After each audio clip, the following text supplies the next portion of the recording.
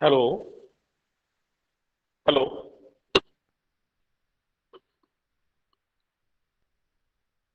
Sir, are you hearing me?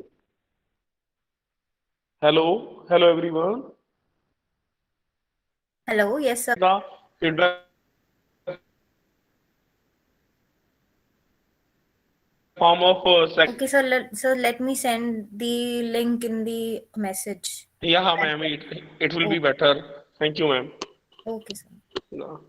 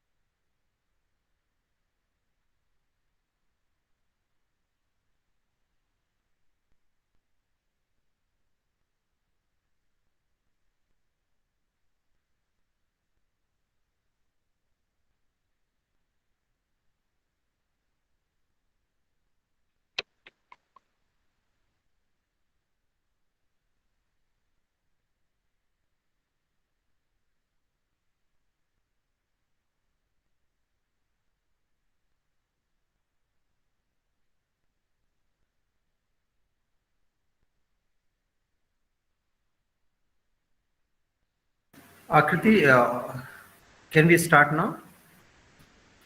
Yes, sir.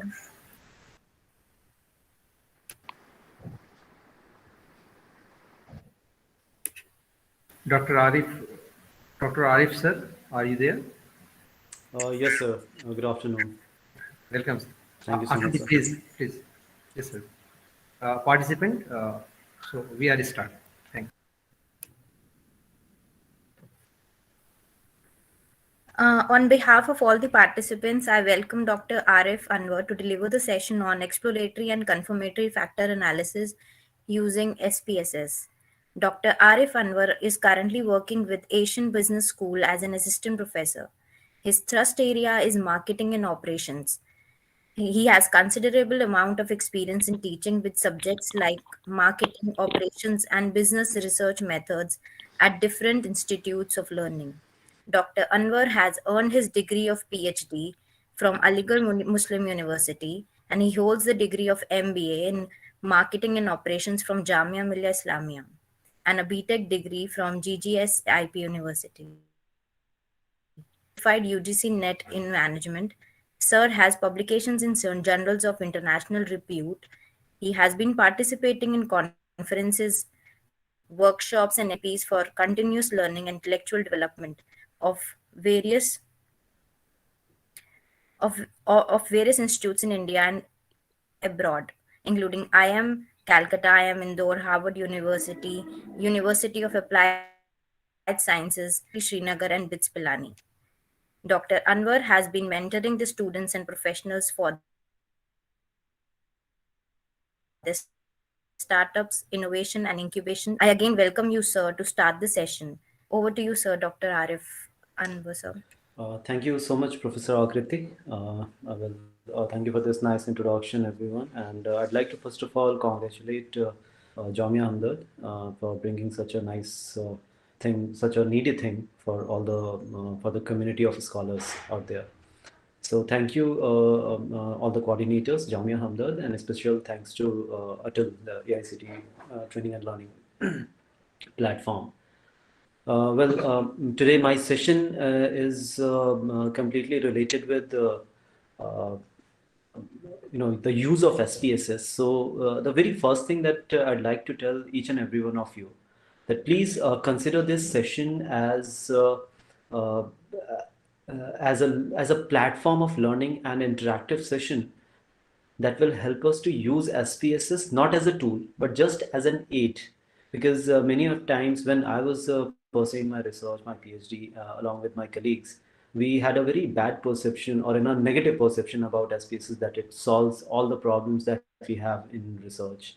So this is not actually true. The basic thing is SPSS just lets us know that what kind of problems that we are having, and the data that we have and how exactly we have to analyze it.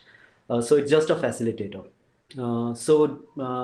The very basic thing I'd like to tell each and everyone today, all the participants, all the friends, scholars, the academicians, and all the repeated persons out there, that this learning is just from the perspective of knowing another dimension, another platform where we can do the analytics, do the analysis in a very smooth manner. Although we know that the way SPSS looks like, this sheet is quite similar with Excel. And believe me when I say that for majority of the tasks that we have, we should not, or we might not require SPSS as a whole. So it's not I'm promoting SPSS, or I'm degrading SPSS right now. The very basic thing that I have to say is just use it as a facilitator that helps you to analyze the data that you have. When I say that as far as the analysis is concerned, it could be done through SPSS, through Smart PLS, through any other platform or other softwares. I'm very much I'm evidently saying that. So what exactly and where exactly we need to work on? So believe me, if there are certain things, when I say certain things, that means some of the techniques, some of the tools. And when I say tools, do not get confused with the softwares. So tools are basically the analytical tools that I'm talking about. So these analytical tools are maybe correlation, regression, the factor analysis that we'll be doing today. Most of the portion from factor analysis, it would be exploratory factor analysis, and some minimal portion that we'll try and cover up from confirmatory factor analysis, because you'll be having another session related with confirmatory factor analysis later on. So the whole set of data will be analyzed from the perspective of multivariable attributes, and this is what exactly we have to see. So with your permission, the coordinators and the host, I'd like to present my screen, and that I have the PPT that I have. May I please?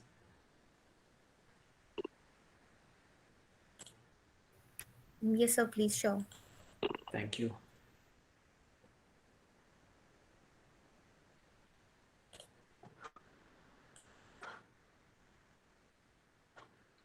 So I hope you can see the screen that I have right now. Yes, sir. So one more thing, I have multiple screens to share, so please do not get confused. Right now, this is one screen that I'd like to share. Then there would be one which is OneNote, on which I'll be doing some kind of scribbling, which is also required. And so I'll be switching between the screens. So do not get confused. And again, I'll be using the software that is SPSS, just to let you know how exactly we can utilize it. I know that the topic that I have been given is use of SPSS for factor analysis. Do not get confused with the title that I have written here, that is factor analysis or multivariate analysis, because factor analysis is a part of multivariate analysis. Before I go any further, I'd like to let you know that there are books available out there, and be the books which are written by Naresh Malhotra and Satyabhushan Das. Maybe the book which is available by Anderson here et al. Book, which is again multi. So all these books are available for research methodology and marketing research, and other titles are there. So you will find analysis as a small portion in those books and in those bounded form of knowledge that we have. So factor analysis is a part of analysis. So my baseline that I have it for today is the multivariate analysis, and how exactly we look at the different the different variables, and how exactly we can go for knowing what factor analysis is. So there are two things that we have. One is the exploratory factor analysis. The other one is the confirmatory factor analysis. My major focus is on exploratory factor analysis today. Starting with data analysis that we have. Sorry.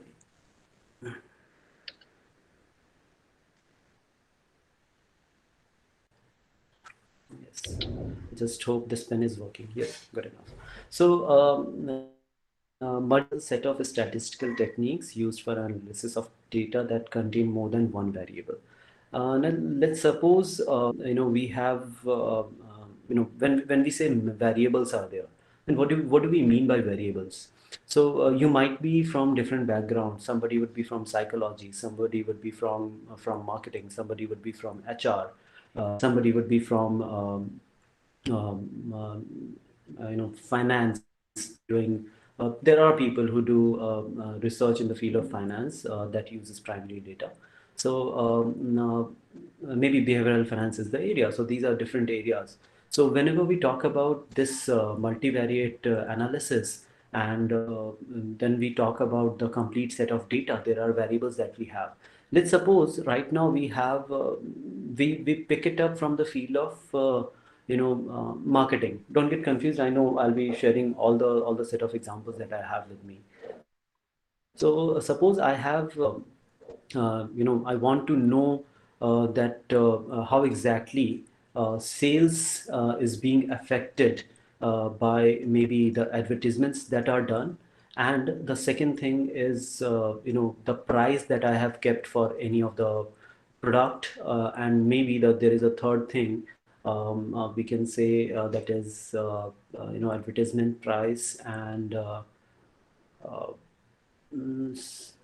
suppose the quality of the product. We have the quality of the product. So when we say multivariate, so what exactly is happening? Sales is being predicted by multiple different variables that we have. So one is advertisement, the other one is price, the quality. So the moment you keep on increasing the considerations in your research, somebody is doing marketing, somebody is doing HR, maybe you're looking for somebody's job satisfaction. So the monetize your model that you want to present and that you want to test. This is what exactly we need to look for.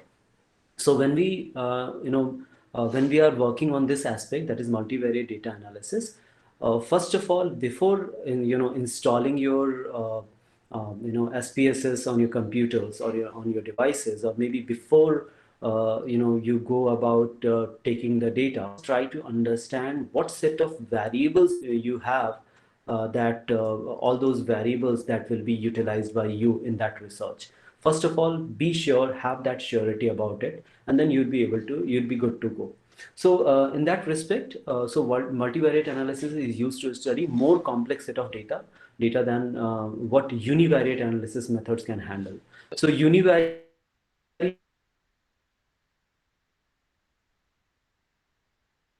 when we say univariate, so since this is a category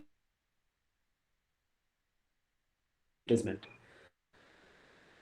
maybe we can say that sales could be predicted by just advertisement. If advertisement is good enough, for example, Coca-Cola is one company that is mainly dependent on their advertising part, their marketing communication aspect. So on the only thing that they are concerned about, they just go for good set of advertisements, and that helps them to let their sales go up. So there is a direct only one variable that we are considering right now, and this is the variable advertisement. Fine, but many of the times when somebody is selling shoes or somebody is selling mobile phones, in that particular category, one data might not be enough. Must have enough data with us. So the problem will start, and the problem is basically when we say that multiple set of data are there, then it brings complexity. And we know that there are certain statistical tools like correlation, regression. We want to have some mean, median, and mode. All these things are there. So the moment we have multiple variables, our complexity gets to pile up, and we do not get enough of resources, or our mindset could be diverted because of the multiple variables that we are having. So in that particular case, it is very important to use softwares like maybe SPSS, Smart PLS, and SAS. So that helps us to. So these softwares basically help us to do the analysis in a better way. There's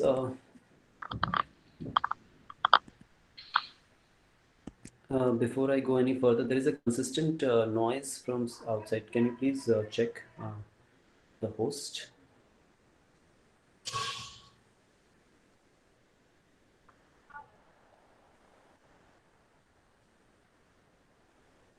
Yes. So next is why exactly we need to do the multivariate analysis. What is the major importance? So when we say that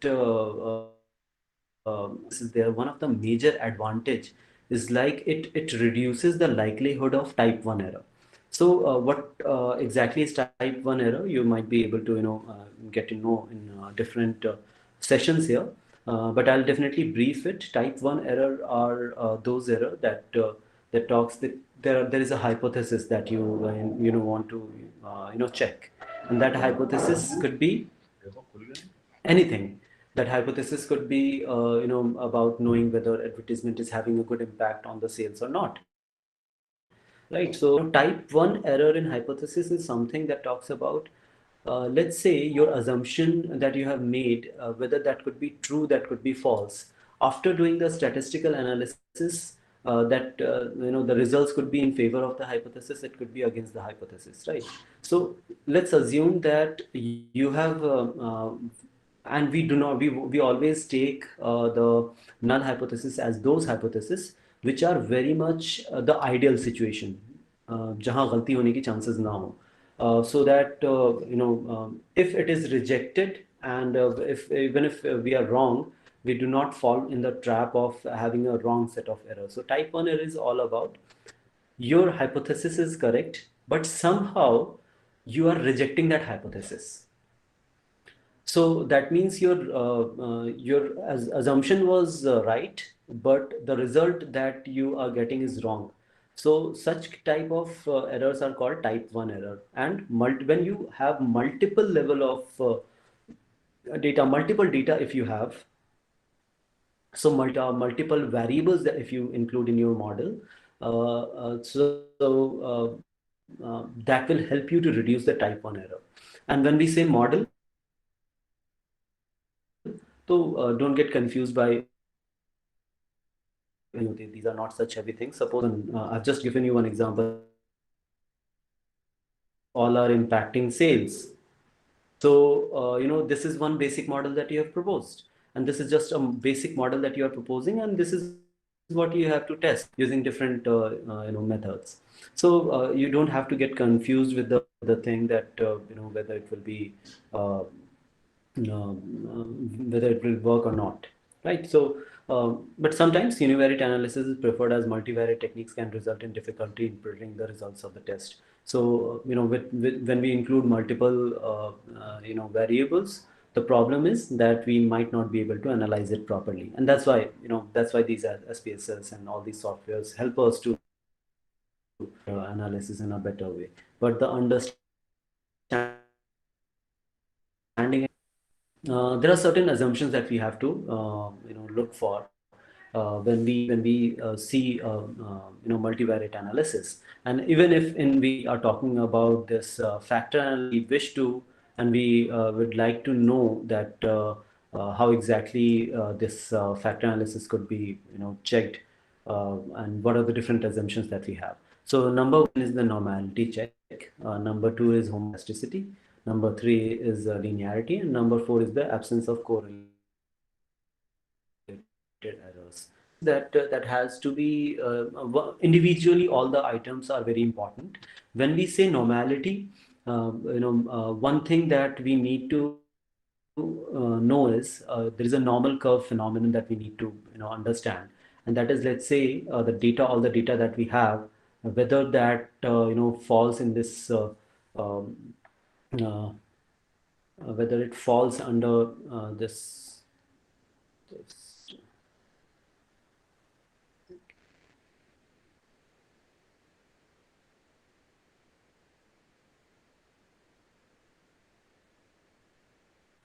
So suppose this is the curve, and we know that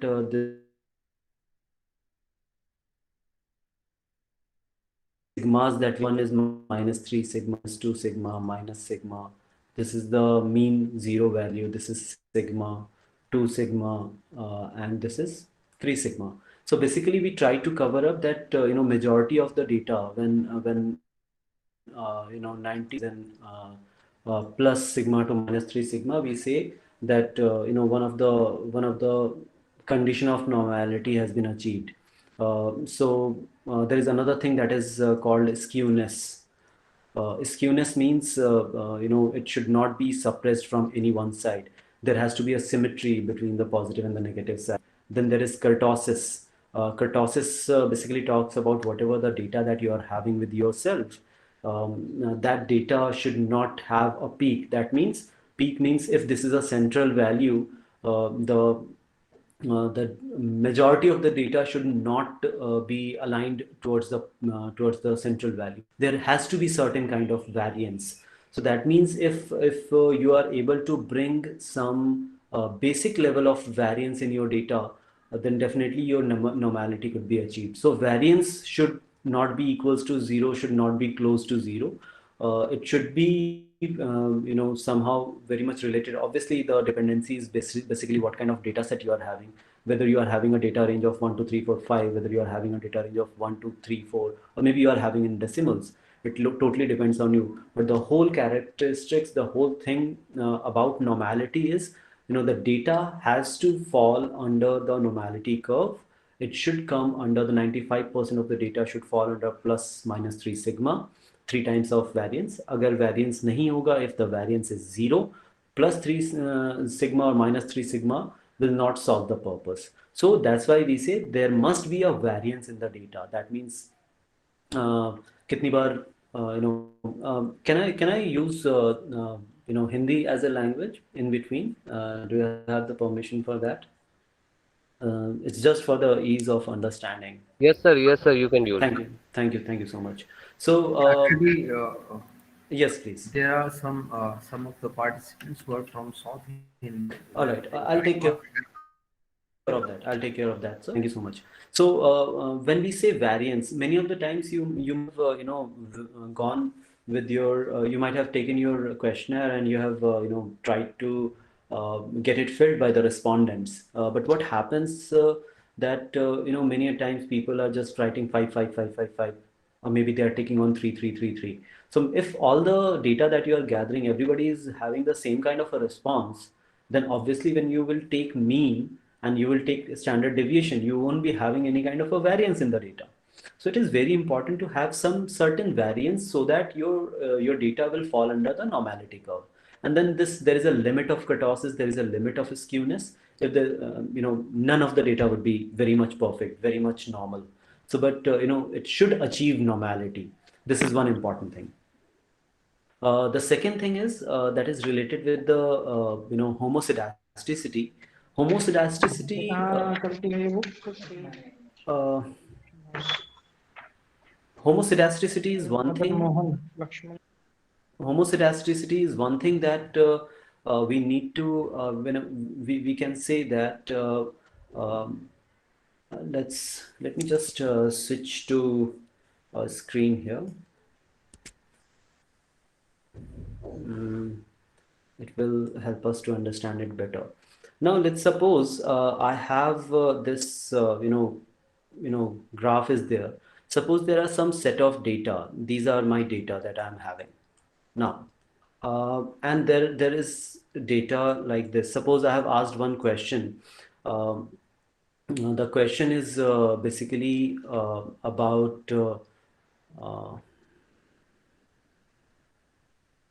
this is the scatter plot we are drawing right now. In this scatter plot, suppose I'm talking about these are the number of respondents that we have, all the respondents that are those who are giving us the data. The second thing is basically the values that I'm having. Let's suppose I'm taking a value on Likert scale 1, 2, 3, 4, and 5. Suppose these are the data that I'm having.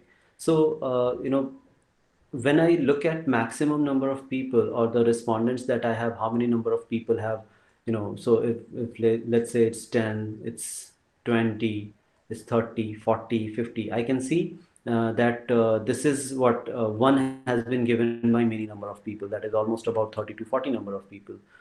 Two has been given by many number of people, and then we take different data. So what happens that in this regard, we see that there is a cluster that is coming up in this scatter plot, right? So this is one cluster. Then I'll see another cluster. Now if I make graph like this of the same thing, and if I this is how I can find out all the scatter plot of all the people who have given their data, their responses on the questions that I have asked. So now I know that there is no set pattern that I'm able to see on any of the data. But let's say that the majority of the data here, and there are nearly 500 to 1000 response. There are almost 500 to 1000 response that I'm getting. So there would be 500 to 1000 number of dots that I'll be getting. So if I'm able to find a cluster that is having maximum data here, or maybe a cluster here. So here the cluster is not clear. I'm not able to make the cluster of responses. So here the cluster is not coming together. But what happens if in the similar manner, if we are able to see, if you are able to see another category of the response, when I see maximum number of people they have been talking, because some number of people they have been talking like this, then we have some number of people they have this kind of a data set that they are saying, then we have this kind of a data set. So now we are able to identify, suppose there are 200 number of people they have given their response on this front. Maybe their answer is related to 2, here it is 3, here it is 4, here it is 5, here it is 1. So here I'm able to connect. This is one cluster, the other one is this cluster, the third one is this cluster. So near about 300 people are here, near about 100 people are here. Total, if we add it up, near about 600 people have responded, but I'm able to make 3 clusters out of it. So this scatter plot lets us know that how exactly we are able to we are able to see that we'd be looking at a plot, a scatter plot, which will be able to just let us know that how exactly our data looks like. Now if we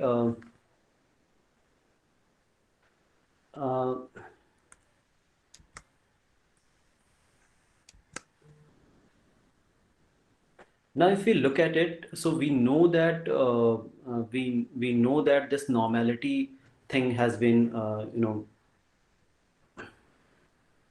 normality thing has been achieved by bringing the data to a normal situation. Homoscedasticity talks about having the same scatter.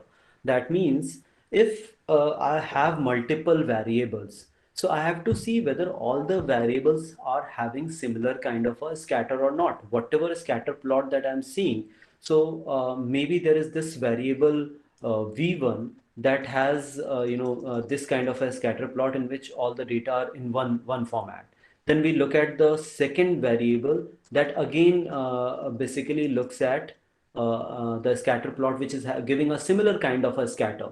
So it is very important to have homoscedasticity in the, the data is scattered in a similar way as far as all the variables are concerned. So maybe we talk about the brand value, we talk about the perception of the people, we talk about the mindset of the people. So I'm not saying that if a mindset of two of the people are having a different mindset, or two variables are not coming up together, but that again that means if this scatter plot is not relating with this, if the relation is not there, that means then we will be able to go and find out correlation between them. The correlation would be very less.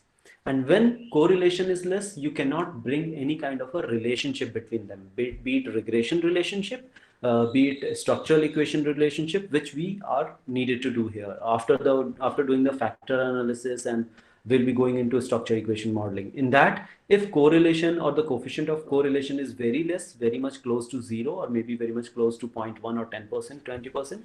So if the correlation is weak, we might not be able to get enough results or good level of results. So this is why this homoscedasticity becomes very important. The next thing is linearity.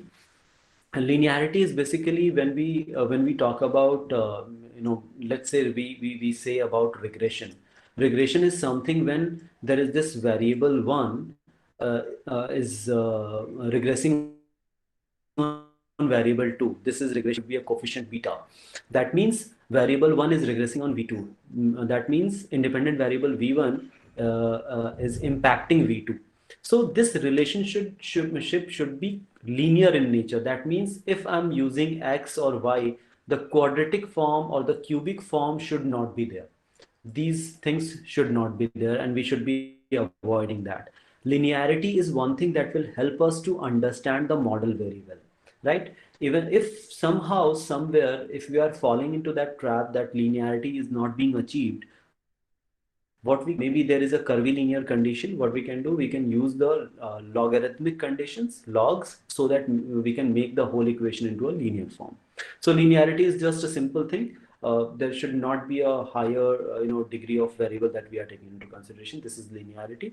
It's just all the points in any variables that we are having should fall in a single linear line. The last assumption that we need to follow in multivariate analysis, or maybe in factor analysis, that is the absence of correlated errors. It is basically let's assume we are talking about sales.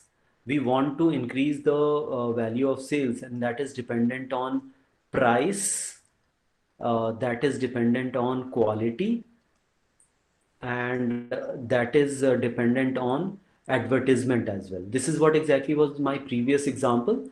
So advertisement is impacting the sales, price is impacting the sales, and quality is impacting the sales. Now what happens? We know that advertisement is a different thing. Advertisement is not related with price that much. Fine. If advertisement is doing, if Coca-Cola or any other company is doing more advertisement, they will increase their price a bit.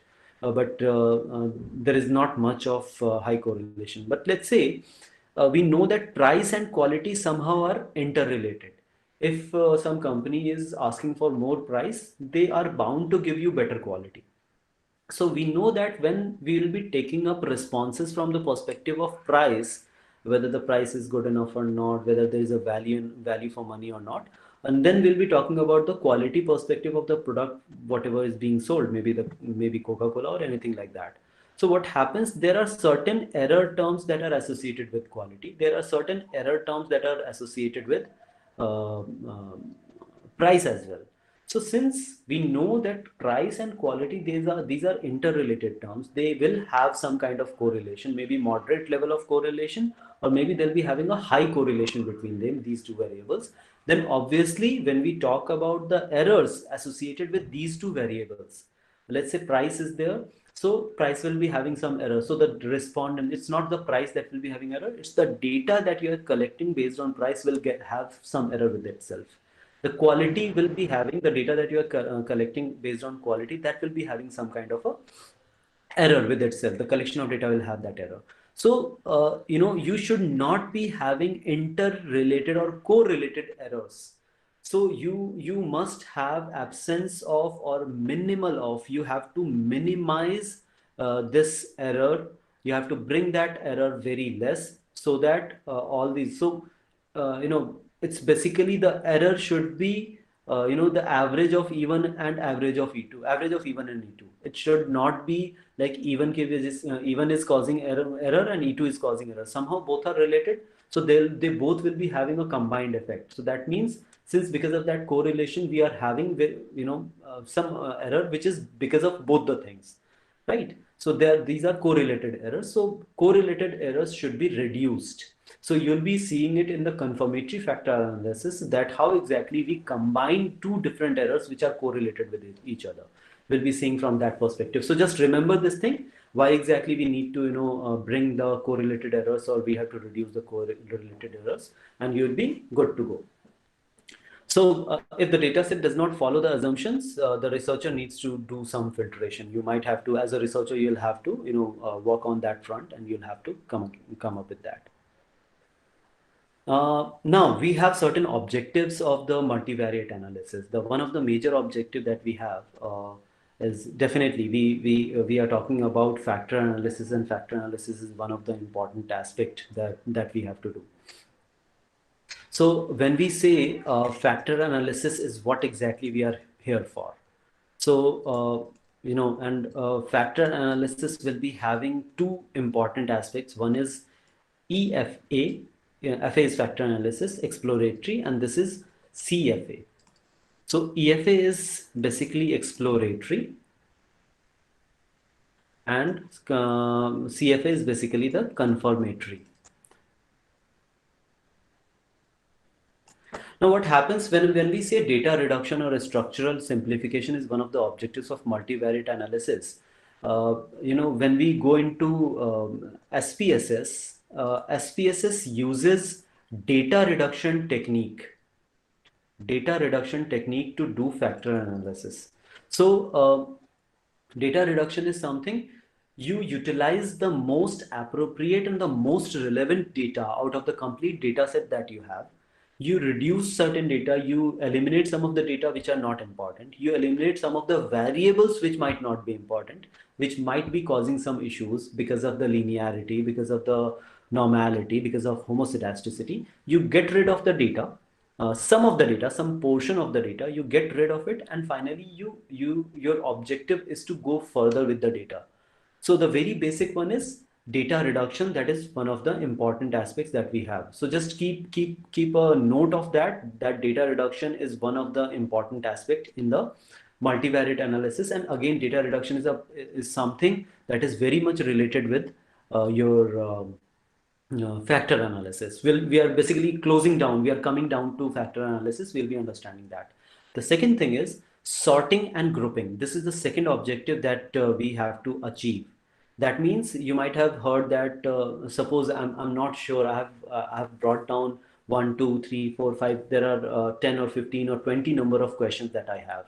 So I have taken, maybe I'm asking the consumers, I'm asking their quality perception, I'm asking about their brand preference, and each and everything. There are 20, 25 number of questions are there. I have asked each of the question, but I don't know which question will relate with which. Just as a researcher, I have noted down some of the aspects. But this multivariate analysis will help us to sort which questions, or rather some of the times, do not get confused with the terms like we are asking questions. So these questions will also be known as items, and these items will also be known as specific variables that we are working on. So all those things, when you have collected your data, questions, items, and variables all would be same. So you don't get confused. So if I have asked a question, or if I have anything that if I have set of questions, if I have asked, I have to group it. First of all, group it and then sort it accordingly. Which like out of 25 number of questions that I've asked from people, from the respondents, and from the samples that we have. And then what we do, we try to group it up. Let's say I have found 5 different groups. One of the group is asking about the brand preference. The second group is asking about the price ranges. The third one is asking about the quality preference. The fourth one is asking about the next thing. Fifth one is asking. So we have identified and we have checked that in majority of the situation, all the groups are having 5 number of questions each. So now based on that, we are basically sorting and grouping all the things that we have. And this grouping is basically based on the similarity of the objects or the variables. So these are certain measured characteristics that you analyze. So the data that we have, we provide the command to SPSS, and that helps us to bifurcate and group how exactly that is being done. But what is the theory behind it? What is the calculation behind it? We'd be looking for that as well. The third objective that we have for multivariate analysis is we investigate of dependence among the variables. That means when we say that investigation of the dependence, that dependence among the variables means how much they are related with each other, and we have to check whether factor analysis won't let you know that which variable is dependent, which variable is independent. It's just you have asked certain number of questions. It's the theory behind the model that you have selected that will be deciding that which variable is dependent on how many variables are dependent on one variable, or how many variables are independent, how many variables are dependent, or maybe some of the variables are moderating or mediating. This is decided by the theory that you propose, along with maybe you do the literature review. Based on that, you propose certain theory. But here, when you collect the data, you do not know how exactly the data are interrelated with each other, and where exactly is the dependency that is coming on.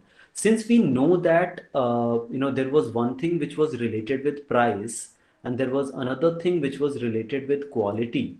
So when I talk about these two variables, what happens, and we are trying to get to know what sales are. So we know that quality is something. When you improve the quality, you will demand a better price. So somehow there is a dependence of one variable on another. Somehow quality is being dependent on price as well. But because of our theory, because of the literature that we have studied, we have proposed this thing that price is one independent variable. This is one independent variable number one. This is independent variable number two. So these are two independent variables that we are having. But it will help us to investigate that how exactly different variables are coming together, or how exactly there is a dependency on the variables or not. But again, we have to take care of that. But but it is very important to bring the independence nature all together into all the variables that we have. That helps us to do the analysis in a better way. Because of that, multicollinearity are certain conditions, and the error terms that the fourth topic that we were talking about, that is a part of multicollinearity as well. So the fourth assumptions will not be. So all these assumptions should not be violated. So this dependence, if we are able to understand it, and if we are able to bring it properly in our model, it will help us to understand it better. If you have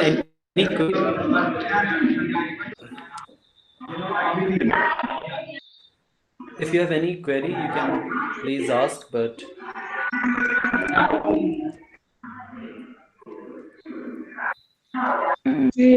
Hello, good afternoon, sir. Yes, good afternoon. Sir, like in your previous page, Just a second. There you is mentioned a just a relation second. between. Just a second, please. There is a consistent. Shubham, kindly mute yourself, please.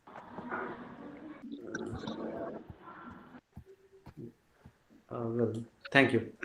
Uh, Sorry, I was not able to hear it properly. Yes, please. On this particular slide, I guess. Yeah, so yeah. So you mentioned this thing that there is a relation between the sale and the Okay. price and demand. Hmm. So here uh, sale is a factor or it's a variable? Like I just wanted to know Okay. Sales is like one variable. what Sale is exactly one it is. variable. Let's say. Okay. Sales is one variable Okay. that is being dependent on price and that is being Hmm. dependent on quality. That means if you if maybe there is a negative impact if you increase the price the sales might go down. If you increase the quality the sales might go up, right? So this is how this is independent variable 1, this is independent variable 2, right? So your question was now, can you clarify your question please again? Yeah. So, sir, I know the meaning of factors. Factors is like Mhm. factor is I would say the measure term, and price and quality are the variables, and we are studying its impact on the sales, right? Okay, no. Right now, what you're talking about, there are two kinds of variables. Like I'm literally Basically, very confused between these. What okay, sale just a is a second, factor or just a a second. variable? There Yeah. are two kinds of variables. Number one, Mm-hmm. variable is basically the observed ones, right? Observed ones, that is, you ask certain questions, and after that you Mm-hmm. record the response. That is the observed one. Then we have the latent form of variables that are basically you make that latent variable out of multiple observed terms, right? So here I'm not bifurcating anything based on observed one or the latent one. It's just sales is one that I have taken data from, for price is one I have taken data for, and quality is one. All this I'm considering right now as observed. It's like this variable number 3, or the dependent variable, is being impacted by one of the independent variable and the second independent variable. This is what I'm suggesting right now. Okay. Are you So with you me mean on ki that? Yes. yeah. So you mean is ki price is related with sales, and sales is also related with quality, and somewhere Right. price is also related with quality, right? Okay, no, just you need to understand that. Okay, I don't want to, confuse you all. Just try to understand, uh, what exactly is happening right now with you. I'm not able to see who exactly is speaking, so I'll just anonymously, I'll be talking because my focus is on my screen itself. Right now, what you're trying to, you're confused because right now you're trying to look at all the variables as whether you want to understand whether it is a dependent, this is an observed variable, whether you have taken data or not. It's just, you know, variables will never define what exactly is the outcome, what is the exactly the final outcome in the market. What I'm trying to make you understand is just try to understand this thing, the real scenario. We are the researchers. We try to analyze the real scenarios and we try to bring it in the form of thesis and research papers, right? So the real scenario is there is a company, maybe Coca-Cola, maybe Cadbury or any other company, they are trying to increase their sales. Their agenda is to increase sales. We researchers are trying to find out what are the variables they are impacting. This is it. This is the very basic thing I'm trying to tell you. So there is, as far as the whole set of observed and latent variable types, I'll be considering it at a later stage, right? Am I clear right now? So there is no form of I have not brought anything that is basically describing the types of variable or anything like that. I'm just trying to relate to you with the reality that we have in the market. Are we good on that? Shall we move ahead? Yeah, sure. Thank you. Okay. So this dependency, all right, coming back to the point that you were saying that there is independent variable one, just forget, just let me write price is there or quality is there. So what I'm trying to say here is when we are talking about sales here, so these are the two variables we have taken. Our model is saying this only. These are the two variables that is impacting sales. Now we know that there is some kind of, association between price and quality. This price is saying when you increase the price, there will be a decrease in sales. If you increase the quality, there will be increase in sales. Both the things are impacting in a opposite direction. So there is a price increase and sale decrease. That is, there is a negative kind of impact on sales. And here the impact is positive. You improve quality, sales will improve. But since we know that if if you are giving good quality, the if the company is giving good quality, they will ask for a better price, more price. So there is a kind of connection between price and quality, which is right now not our concern. But the point is, when we will take some true data from the responses, from the respondents, they will be providing you the data, and somehow this relationship is going to be there. So this will be a kind of, this is what exactly we have to avoid. We do not want such variables amongst us, which will be which will be relating to each other. Now, for example, let's say we all are, in the field of research and academicians, we mostly will be, we deal with the students that we are having in the class. If I want to have a different set of opinion from everybody in the classroom, and if two people are behaving in the very same manner, those two people are the toppers of the class, they have very similar kind of answers or something like that. So if you want to, include the experience of each and every student, suppose there are 40 students, out of which you are taking inputs from each and every student. So student 1 is giving his response, student 2 is giving her response, student 3 is giving his response, something like that. But when we know that student 2 and student 3, they are the toppers of the class and they say the exact same thing. So as far as the contribution in the class is concerned, they will be having a very similar kind of contribution. Would you like to repeat their opinion in the class? Obviously, it's a waste of time. So this is what exactly I'm trying to convey, that we can take the variables which are correlated, but the that multicollinearity must not be there. The price should not be like, suppose I'm saying quality is good enough, and then again I include one, that is brand value. So we know that any product having good quality will have a good brand value in majority of the situation, right? So these two are highly correlated terms. If we include it in the model, then definitely it will bring some kind of multicollinearity. I'm not saying that you cannot include multiple variables. We are very much open for bringing many of the variables in one study. But the point is, if you are having enough variables in your in one model, what happens, the chances of multicollinearity keeps on increasing. But you have to control it. Right now, if we just take up one or two or three variables, one or two or three independent variables, the chances of multicollinearity would be less. The moment you keep increasing the number of variables, the chances of multicollinearity would be quite high. So we have to consider that as well, and we have to bring multicollinearity down. This was my implication from that point. So as far as the dependence part is concerned, this multicollinearity, this dependence, this is what exactly I've been talking about.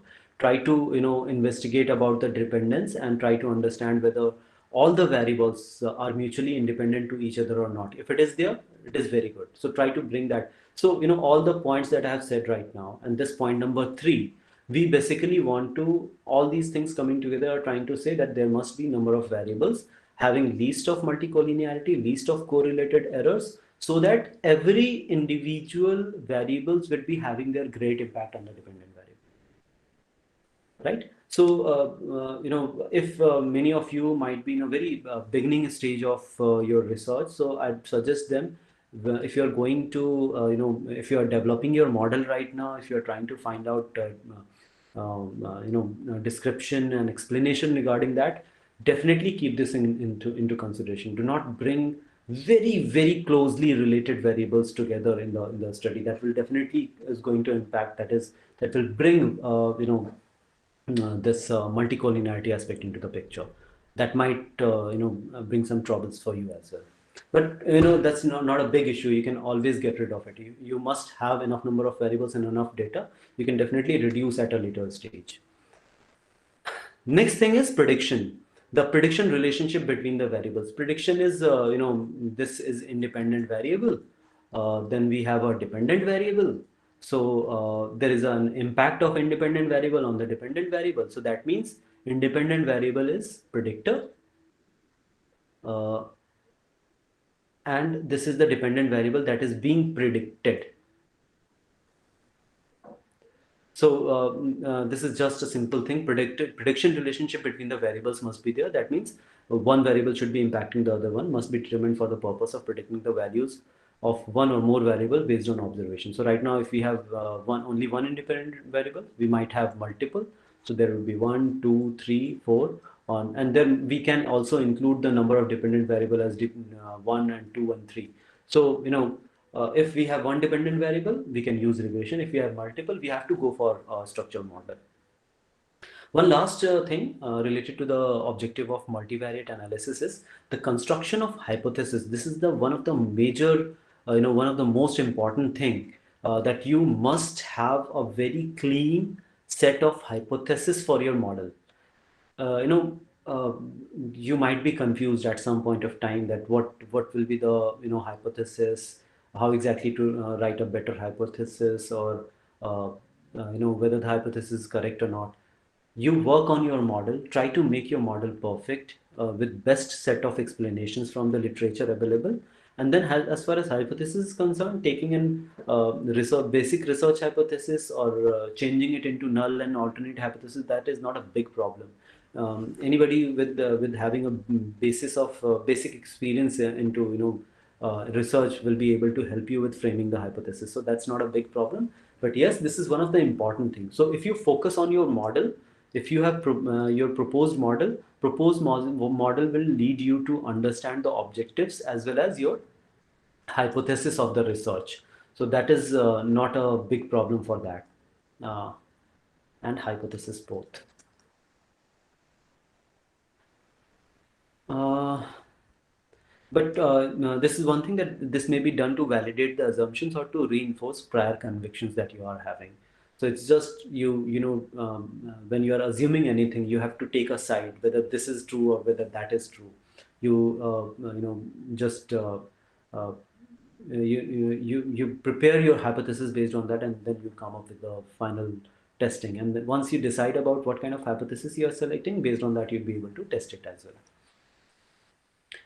One of the major advantage that we have in multivariate analysis or factor analysis is that it considers more than one factor of independent variable. So there are there is not just one factor that we are talking about. There is not just one variable that we are talking about. We can talk about multiple factors at a time, and then that influence the variability of the dependent variable. So dependent variable is one thing which is not just impacted by one. It is impacted by multiple number of independent variables. So in that regard, if you keep including the independent variable, if you keep including the number of independent variable, it will bring more accuracy. You might have heard about, there is one important thing that we always talk about, that is called model fit, which is described by R square. R square is something that is usually seen in regression. So what happens that if you keep including the number of variables, your R square will keep on increasing.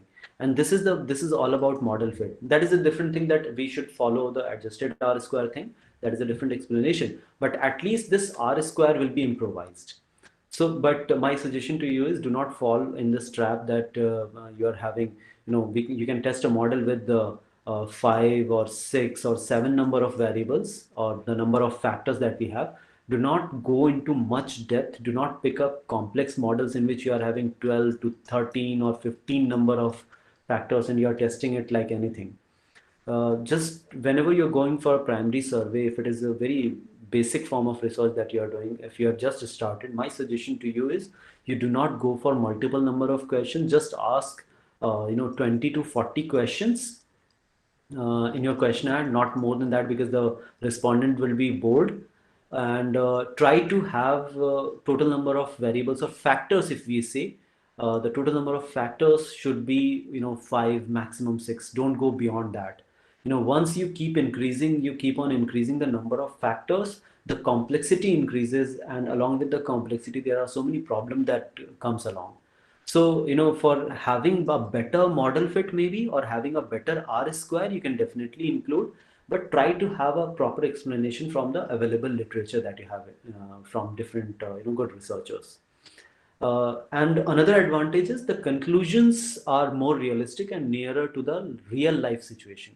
This is what I was saying. If I'm picking up anything from the market, if I'm doing a brand survey, if I'm doing a product survey, if I'm doing a survey for sales, if I'm doing a survey for job satisfaction, and if I'm doing a survey for work-life balance, maybe I'm doing a survey for psychological well-being of the people. So everything, as a researcher, we have to give good results. Not good results in the sense that everything has to be positive enough. Good results in the form of good statistical results and good interpretation and good conclusion and good recommendations. This is our duty as a researcher. So we must focus on the realistic aspect, bring the model from the realistic situation, test the model, and then finally give your results for the realistic situation itself. And this is what exactly brings the chances of having your research paper being published in the good journals. So try to be very much realistic. Don't bring anything extra, anything complex, anything that will bring complexity to your research model. Just try to be very much simplistic in nature and very much realistic in nature. There are certain disadvantages as well of multivariate analysis. When we talk about the disadvantage, the very basic disadvantage of multivariate analysis includes that it requires more complex computations. But when we talk about these complex computations, we know that that's why we are taking a help of an aid like SPSS.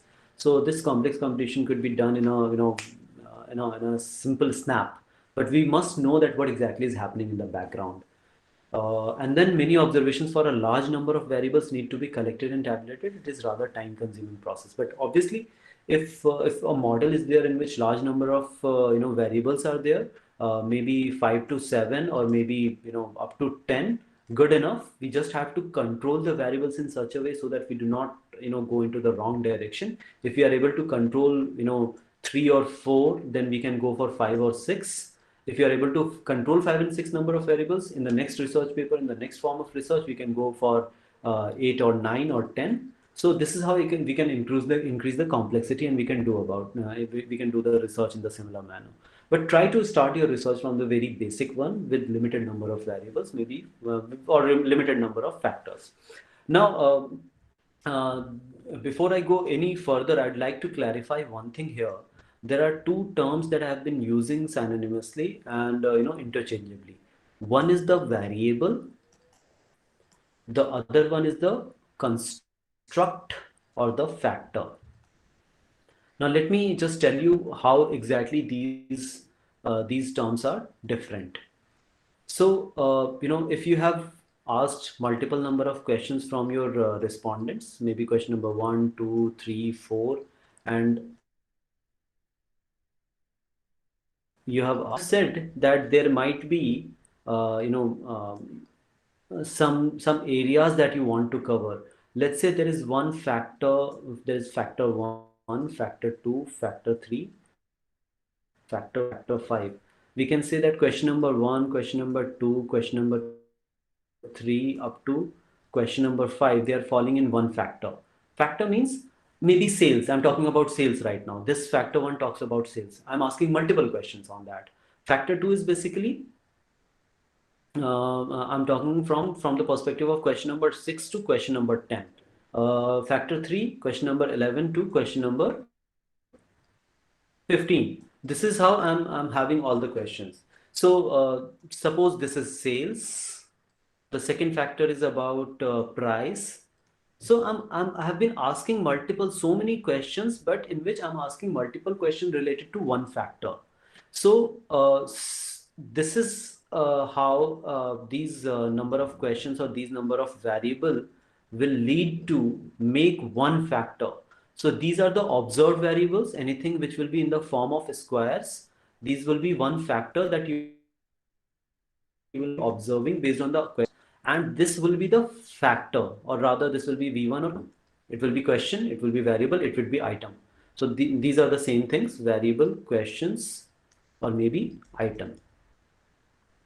So all these things, factor or construct will be one thing which is basically latent. This factor is being made by or is being developed by first variable or first question, second question, third, fourth, and fifth, like that. So this is where we have to bifurcate that construct is different or factor is different from the variable that we are having. Variable means every time we'll be talking about the observed variable, the observed data that we have from the questionnaire. Now, when we talk about this classification of multivariate technique, there are so many things that we have to, understand here. The very basic one is, first of all, you need to understand the very basic difference from the perspective of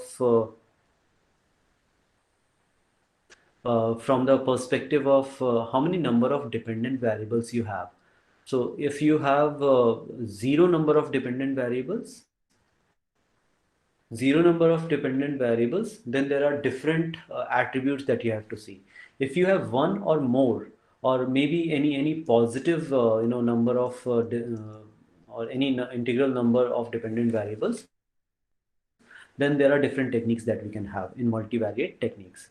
So if we have dependence techniques, dependent variables, we have metric, non-metric and metric data. Nominal data and ordinal data are usually the non-metric data. If you are having the nominal data, the discriminant analysis is one thing that we can always work with, conjoint analysis and logistic regression that we can work with. As far as the ordinal data is concerned, we can go with the Spearman's correlation. Then we have another type of a correlation that is called Pearson correlation as well as there. But with ordinal data, Spearman correlation is the better one to have. Then we have metric data on which we have taken response from interval and ratio. In this we have correlation analysis that we can go with, some bivariate, some multiple regression analysis that we can go with. ANOVA and MANOVA we can go with, conjoint analysis and canonical analysis that we can go with. But right now we are more focused on these aspects. Why? Because factor analysis is the one that we are concerned about. And here interdependence technique is used. Basically, initially we do not categorize whenever we have got the data, we do not categorize it based on the dependence nature or the independent nature. It could be dependent, it could be independent. We are not at all concerned about that. Right now, it's the whole set of data that we have. Maybe for 25 number of questions or 25 number of variables that we have, we just want to analyze it from the basis of factors, how many factors that we are able to develop. So from your research, from your model, that how exactly your data would be working, whether there is a dependency or not. But right now you are not concerned about that. The whole set of data is there is no dependency or independency. You just have to consider that these are simple data that you are having, and you will go on with the factor analysis. Once you have factorized it, you have explored the factors and you have confirmed. There are two techniques of factor analysis: exploratory and confirmatory. Once you have explored the factors and once you have confirmed what factors that you have created, after that you can decide about whether your factors are dependent or independent. Then you can run the regression equation, or you can run the structural equation on that particular front. But right now, when you will pick up the data, it's totally the simple way of data in which you are just trying to identify the factors. So there are various tools and techniques that you can definitely apply on that. This is what exactly I was telling about. It's correlation that you can check. It's the regression that you can check. Factor analysis that we'll be doing, because right now there is no set of dependency, and we are basically saying irrespective of dependency, whether dependency is there or not, we are just following our factor analysis method. That's it. I have correlation with me. I have regression as well. We'll be talking about that. We can go with the regression analysis. But we'll directly move on to the exploratory factor analysis part. So we'll skip this and we can go on with the same thing. So right now I'll just move on to the SPSS file that I have. Um, mm, okay, this is one set of data that I want to bring to you. That this data was collected. This is a sample data that I have taken from SPSS. And that I want to utilize it for the purpose of briefing you about to see, just check that what exactly these terms mean to us.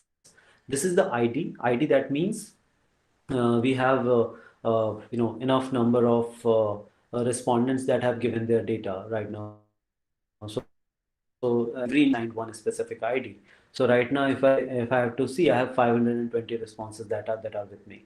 So this is ID, and this is different factors I have. So you can MSS1 to this one set of data. This WLB1, 2, 3, 5. This is one kind of a data.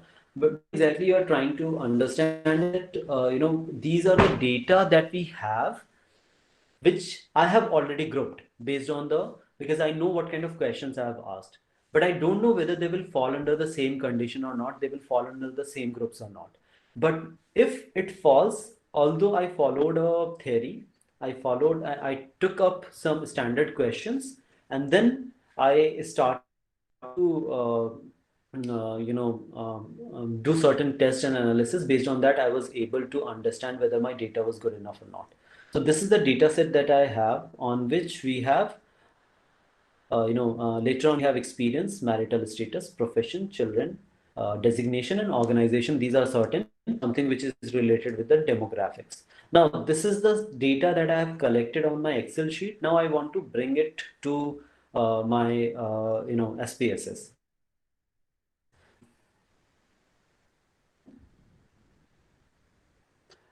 How exactly SPSS looks like. So when I have opened it up, but right now what I'll do, I have just opened up SPSS, and I'll open a new file from here.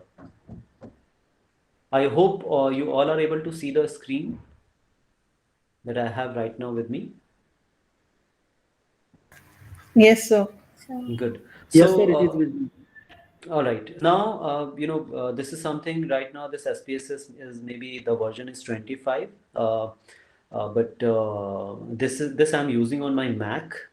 You might be having a different kind of a thing. The softwares that are installed on Windows device or a Mac device, that could be different. So right now I'm using a Mac. That's why the whole set of maybe you'd be finding something which is different. So now I want to take up data or open data. Uh, Sorry, I'll do it again so that you can file, new data, or open data, because I have already a data that I'm having in a Excel format. So I'll just open data. Once I open data, it asks me what kind of a data that I'm utilizing. So I'll just, first of all, I have to select it. I'll go to the desktop where I've saved my, file or the folder that I am having. It is taking a bit of time because there are so many softwares that I have used. I'm using a pen tab, so that is again taking some of the space.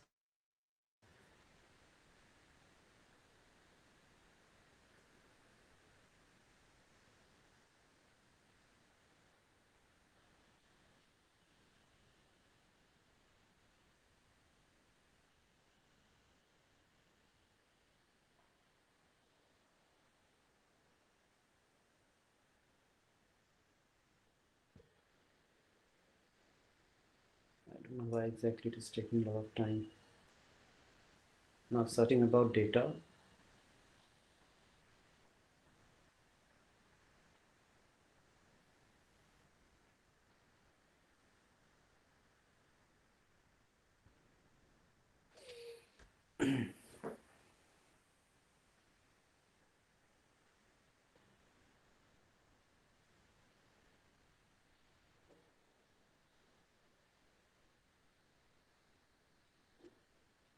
Well, sorry for this delay.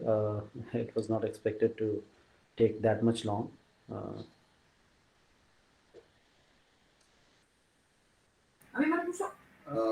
Excuse me, Dr. Arif. Yes, please. Yes, please. I just want to know how you get the name of the columns. Okay, fine. I'll explain that right Okay. now. Let me just. Okay, first of all, let me just tell you that this this window of this SPSS, basically SPSS, the full form of SPSS earlier was a statistical package for social sciences.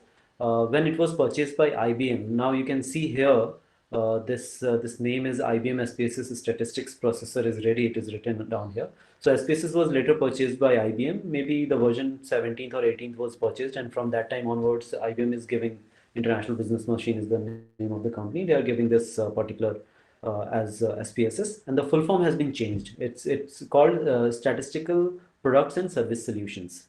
So it is very much similar to the dataset that we have from that we get from Excel. So there are two views that we get. One is the data view. Right now, the data view has been highlighted, where we'll be able to have different cells. It is just like Excel. It will just work like Excel. It's just the rows are given by 1, 2, 3, 4, 5, 6 in Excel, and the in Excel here it is written var means variable, that the variable that you are having. Then there is a variable view. Here the variable you can create your own variable. Suppose if I write a variable as name. If I'm writing name, and the moment I click enter, I'll be seeing that there is a variable name with the name. Maybe I'm writing a name or ID of the people. It is a numeric type, or I can change it to some string, or rather, let me just change the name to ID rather than having.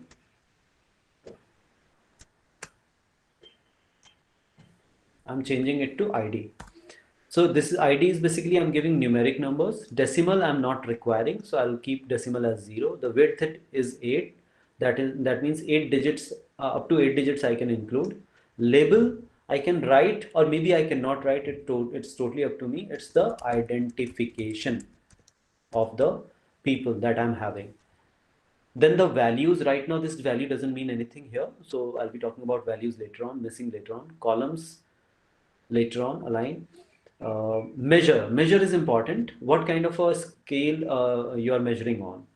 So we know that ID is something that is very much unique in nature, and these numbers do not mean anything. If I'm giving ID to 1 to myself, to maybe Dr. Jamshed, to ID, I'm giving ID 2, maybe Dr. Asad, I'm giving ID 3, maybe any other person I'm giving ID 4. These are the individual names that I'm giving. So the nominal scaling will be there. I'll be putting up nominal.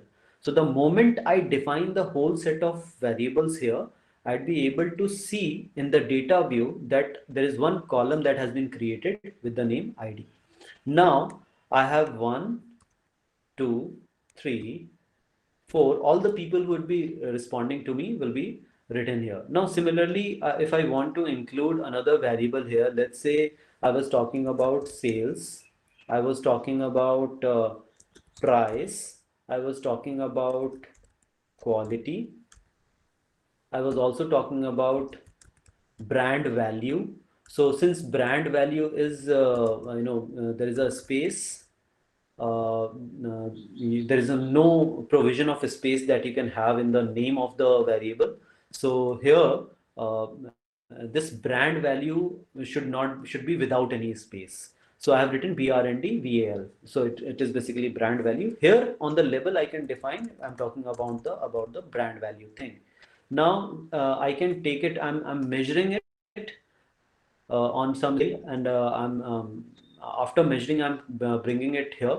So I will give the type as the scale. Now this is how exactly it will be defined, and this is how the data will look like.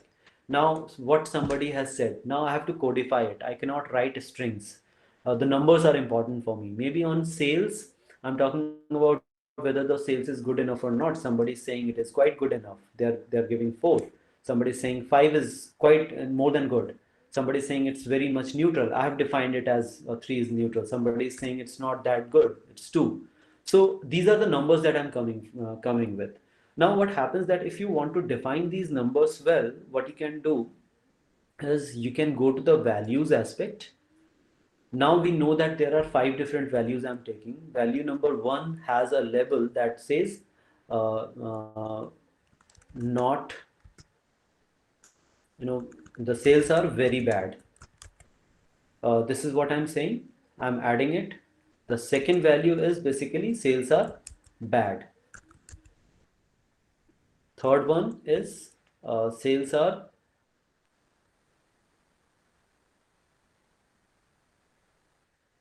that means okay. Number 4 is sales are good. Number 5 means sales are very good. Now this is how exactly I have defined everything. I've given different values. 1 means something, 2 means something, 3 means something. Now I have defined it. So now whenever I'll click here, I'll be able to see what are the different set of values that I'm having. And similarly, I can give values to these, and these. And we know that the same kind of a thing are there. So I'll just copy it. I'll just here, I'll just copy it from here. Copy. And then, I have to shift and select, and then you have to paste it. Paste. All the similar value would be pasted. Now you can decrease the decimal values because you know that there are no meaning of the decimal here.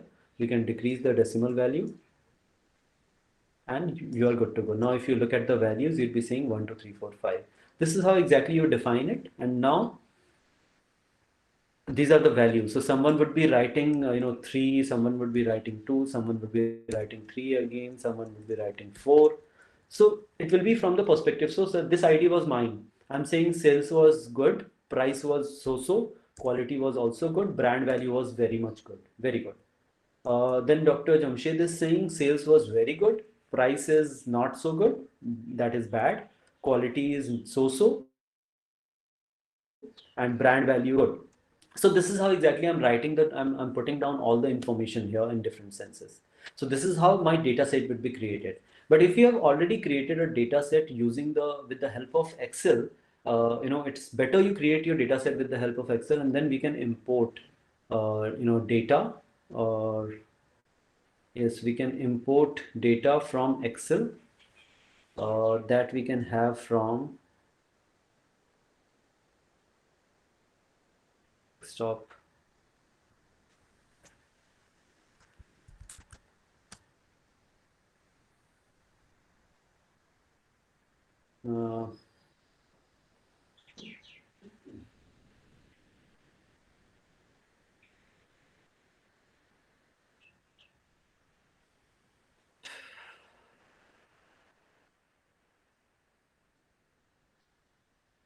Okay, this is creating a lot of trouble. Let me just I'm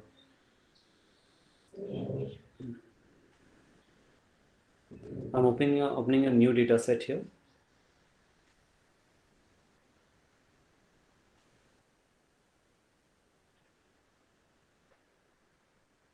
Now what I'll do, I'll come here. I'll just these particular values here. Let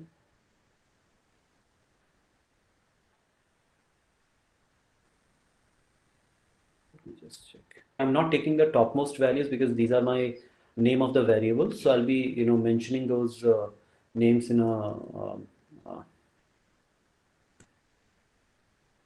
and then here.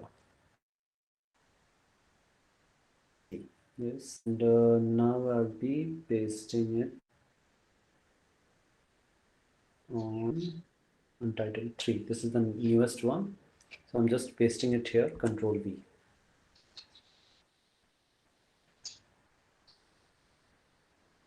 Well, there is a very easy method to import the Excel file into SPSS, but because it is not happening right now, so it's I'm not able to do it.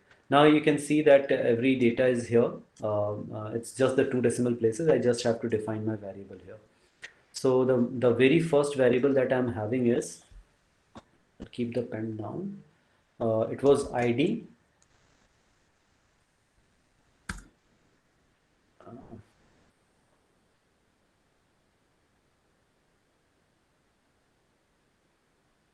The second one was just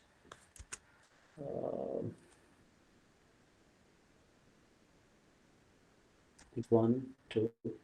Okay, let me just do one thing. I'll Control C.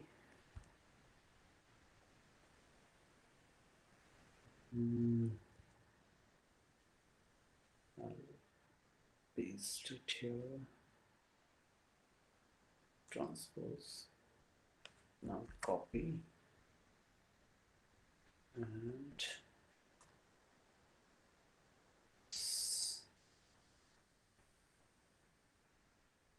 I'm changing it here, so all the variables would be changed, hopefully. An illegal character. Let me just check.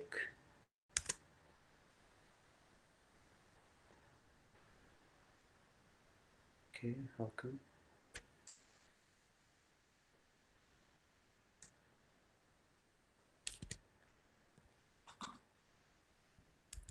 ID.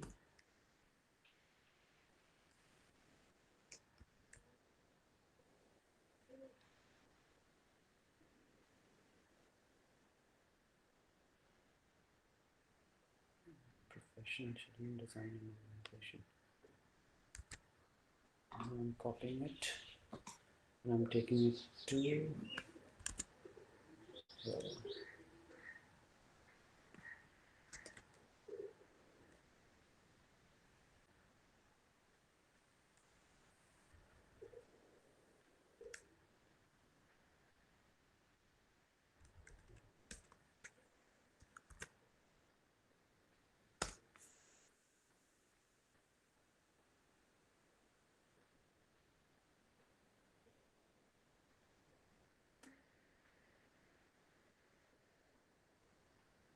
it's ID MSS.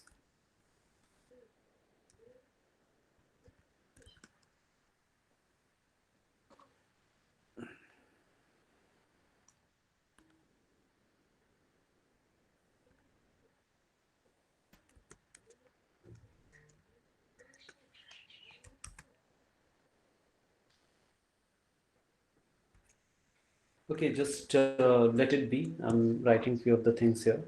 Let's say this is variable 1.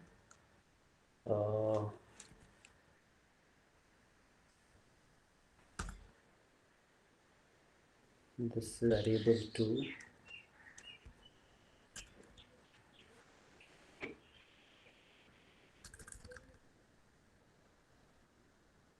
Now this is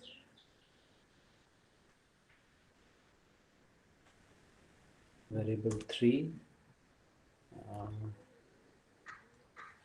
This is variable 4.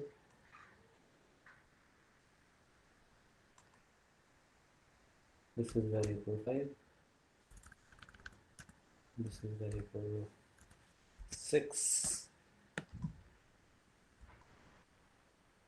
This is variable 7. This is variable number 8. You all can see that I'm defining each and everything, all the variables, and this is variable number 9, sorry, 10.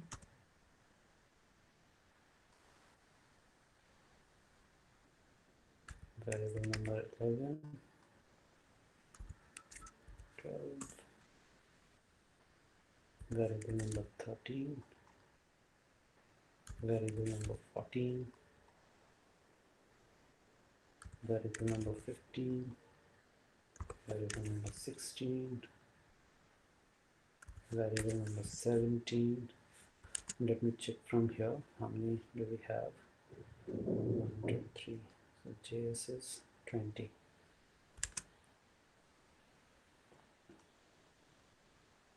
Variable number 18, variable number 19, variable number 20, and then we have experience, marital status, profession, we have experience, we have marital status, we have profession,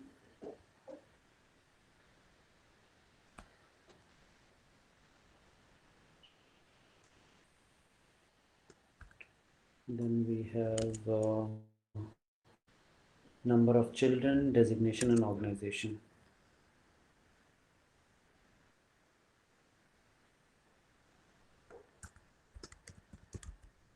Child underscore number and designation. I don't know, there might be an issue with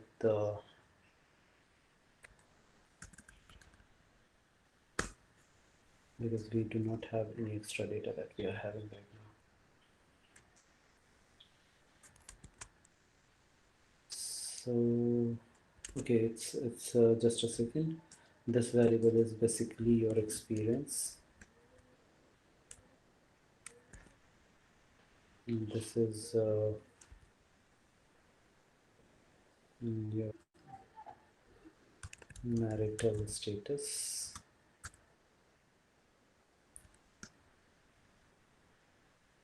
And this one is about profession.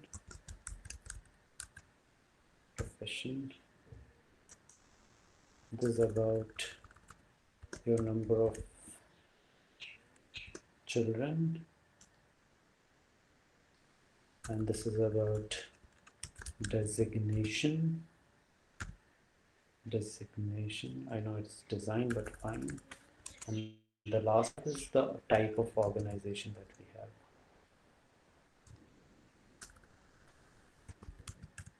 Now here what you can see is right now we are able to see the whole data in this particular format. We have defined all the variables. Now what exactly is the problem here? You might have seen that I did not write exp exactly, and I have written exp1. Why exactly this is here? Because you cannot keep the name of two variables same. That's why you have to do it, and you have to, every variable will have a different name that you are having. So here what I am doing is that first of all, reduce the decimal numbers. I don't want the decimal numbers. I want all the decimal numbers to be 0. All these are numerical values. I have codify it.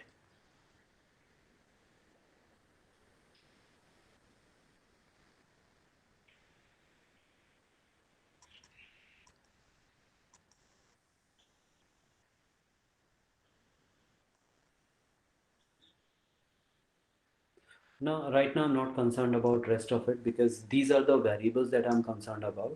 Starting here, V1 to V19, these are the data that I'm concerned about right now. Now, as far as values are concerned, all the values were taken on a Likert scale. Value, it means strongly disagree. Number 2 is about disagree. Number 3 is about neutral. Number 4 is about agree. And number 5 is about strongly agree. So these are the values that I'm giving. So please remember these things, what exactly I'm trying to say. So this is the values that I have presented here. Control C, select from here until variable number 19, Control V. So now I'll be able to have the same thing. I have decimal 0, and what you can do is ID is the same. Rest of the skills, we know that this Likert skill is a ordinal scale, but right now since we know that there is no dependency or something like that, we know that there are 5 intervals that we have created, and we sure we are not about it, but we are not knowing it, but right now we can keep it as a scale variable and we can carry on with that. Right now we are not falling into that debate of whether it is a Likert scale is a ordinal scale or a interval scale. We know that it's majority of the times, and 95% of the times it's ordinal scale, but it's like currently our major focus is to do the basic factor analysis.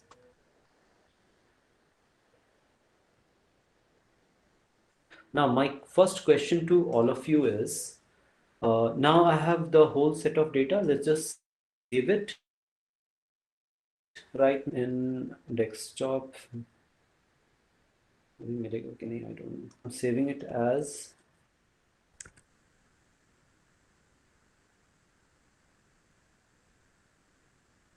data set. This is of this sav.sav. I'll just save it. So now you can see that this has been changed as dataset factor. As very basic test that we want to have is, so this is a button that talks about all the recent tests that you have performed. But if you really want to perform any test here, what you can do is you can go to analyze. One of the important thing that first of all we want to check is whether the scale that we have selected,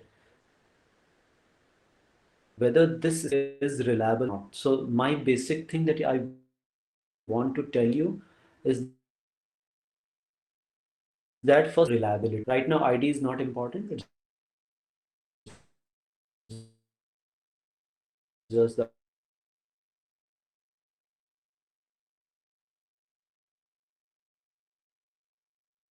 tested. This is 19. This is the testing block basically. So now whatever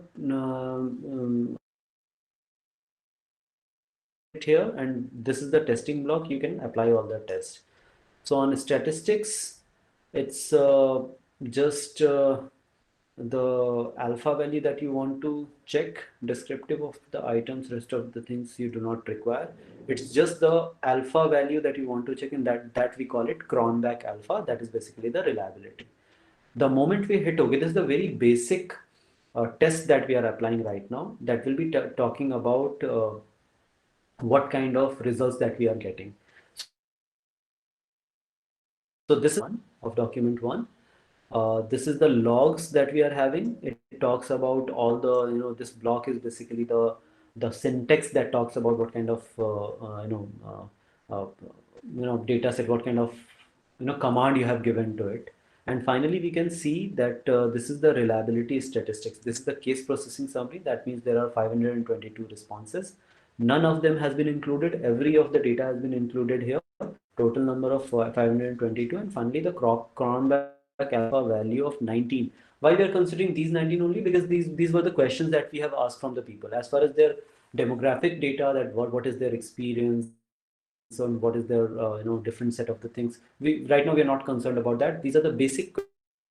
We want to know about all the important factors and the variables that we have asked the people, and the Cronbach alpha value is 0.895, which is very much near to 0.9. That is 89.5% is the reliability of this particular data that we are having, all the 19 variables that we are having right now. Now we can close it. It will pop up again. Time the data with us. Look at this particular view. Or maybe you just look at this output 1. You do any kind of analysis that you want to do from here. Everything will be very much same, right? So now I want to apply the factor analysis here. So for doing the factor analysis, you have to go to analyze. Can I ask this question to everyone out here, that what are the basic objectives? We have seen different objectives. Out of 5 objectives, we have one objective of dimension reduction. We reduce the data, we reduce the dimension, right? I hope you agree to this. Out of those 5, we were having an objective of dimension reduction. Yes, sir. So here, this dimension reduction is one of our important criteria, and this analyze, dimension reduction, and factor. This is what exactly we have to pick it up. So this you can see, and there are so many other tabs that that are there, but right now we are concerned about that. So with dimension reduction and factor, just click on factor. After clicking, we'll be seeing the same kind of a window. This is the test window that we are having. So these are the variables that hit shift, press shift arrow. With using the arrow, you can select all the important variables. So I'm selecting to test. After doing this particular testing, we are going for And on this right, there are so many things that we are talking about. Now I'll be explaining one by one what are the important things that we have to do.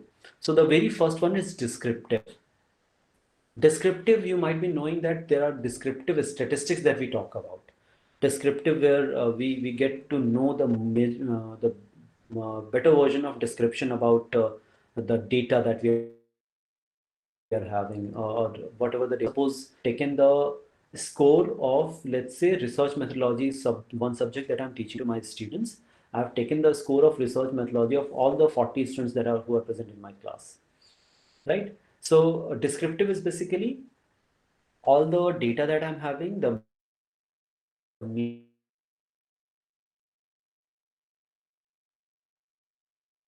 descriptive, although there are so many things: coefficients, inverse, reproduce, significance level. One thing that we have to check, that is KMO. KMO, full form of KMO is Kaiser Mayor octane test. Mayer Octane. of this talks about the sampling adequacy. So when we say sampling adequacy, that means how good your sample is for doing this kind of a factor analysis test. Going back here, so I'm just selecting KMO. In statistics, we have initial solution and univariate descriptors. I'll be explaining through the output window. So right now I'm selecting that, continue. Now we have extraction. Now, what is the meaning of extraction first of all? When we say extraction, there are various methods of extraction. We have principal component, we have maximum likelihood, we have image factoring or alpha factoring, all these are there, but we can focus on the principal component analysis method and maximum likelihood. What is the significance? I'll be telling you. There is another thing that is called eigenvalue. This is also what we are concerned about. Let me just explain these two for you, and then we can move on. This was the KMO value. KMO is basically, we have known KMO, we wanted to check. It's about the sampling adequacy. When we talk about the extraction method, extraction is something right now, this extraction could be very well understood using the Excel sheet. When you apply try to extract the factors. Right now what you're doing, out of all the 17 items that you are having, 17 items or 17 variables you are having, which you want to bring or extract few factors.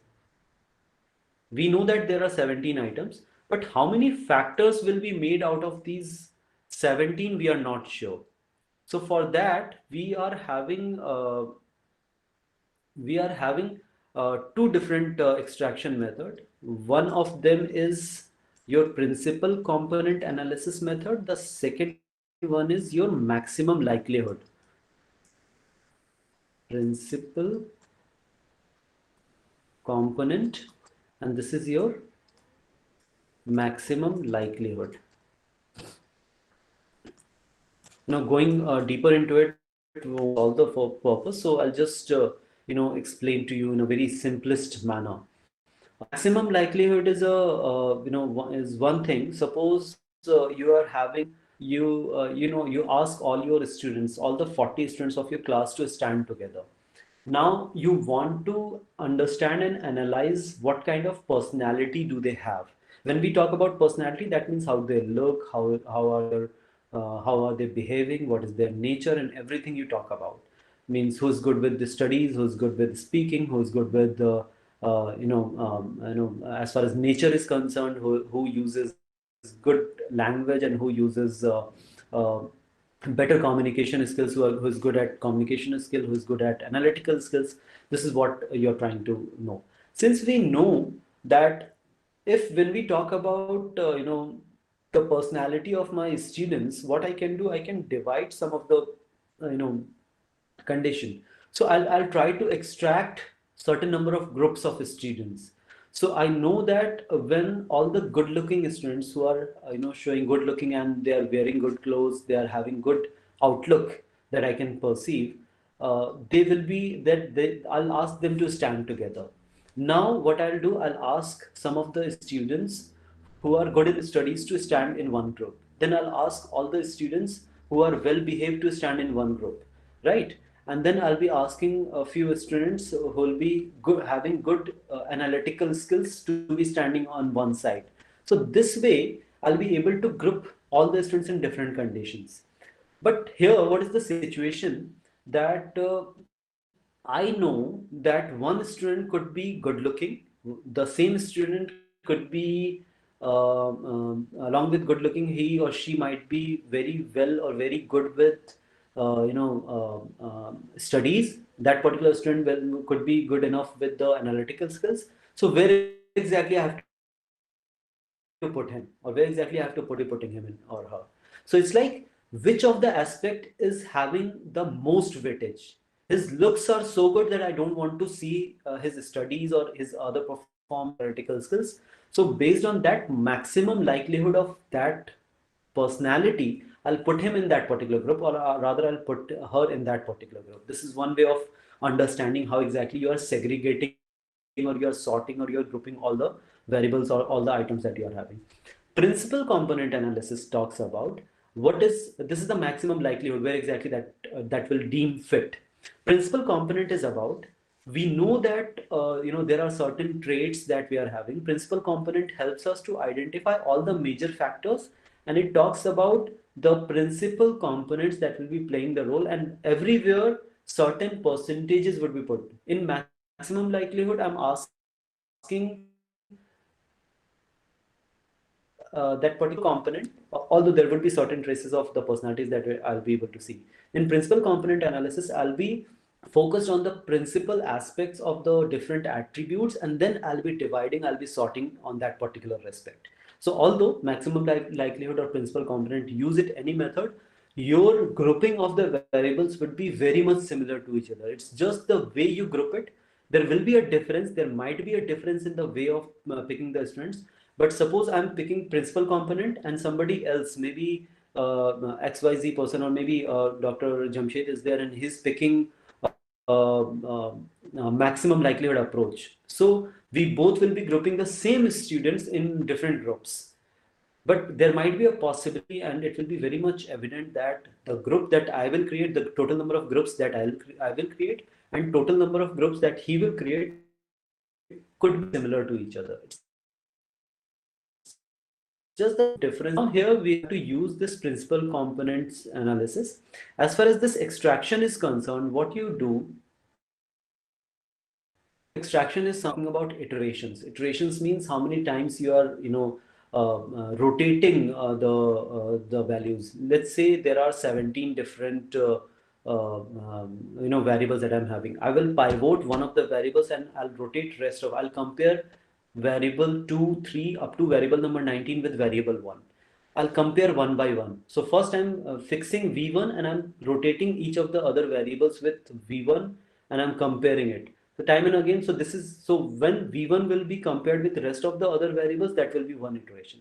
Then I'll be picking up V2, then again I'll be taking up, comparing it. So this is what exactly software help us to do it in a much faster rate. I can compare each and every variable with each other, and based on that, the total number of iterations that I want to go is 25 numbers, and based on that, we'll be able to see what are the results that we are getting.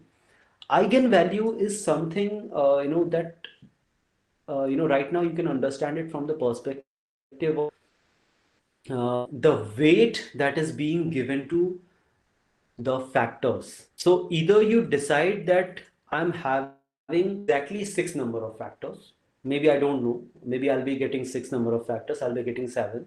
I'm not sure about that. But what I'm trying to do here is I'm trying I'm trying to give the weightage to my variables as any factor which is having eigenvalue greater than 1 will only be considered as factor. Anything extra,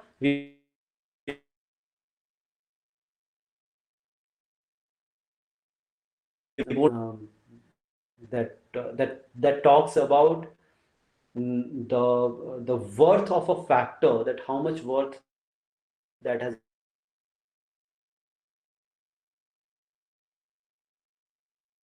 which you are giving importance to each and every factor, each and every variable. So we will keep eigenvalues, the lowest value of eigenvalue is 1. Do not bring anything below 1 right now. We can write 0.9 as well, but we don't want that. We will keep the minimal eigenvalue to be 1. Continue.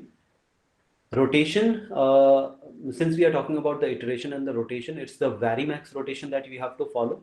That is, there are so many other methods, quatimax, equomax, promax. It's just how exactly you are rotating. This is one way. Which one you are selecting as a pipe and you are doing it. So total number of for convergence is 25 again. I'll be explaining it when we'll have enough time. But right now, this is the sort of thing that we are concerned right now. We'll be talking about in a general context later on. We are very much limited with time. Then we have scores. Right now we can just skip it. Options. I'll run the same thing again with this last thing. भाई मैं अपनी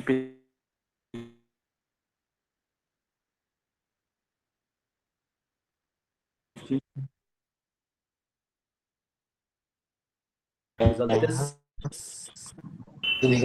Mr. Muhammad Azhar, please mute yourself. Now this is the factor analysis that we have got. In this, we have title, that is factor analysis. We have notes. This is the notes. Sorry, exactly the notes. Notes right now we are not seeing. KMO and Bartlett test. Notes may, if you get any kind of an error, that is provided in the notes. KMO and Bartlett test of sphericity. That is whether your sample is adequate or not, and we are getting 0.902.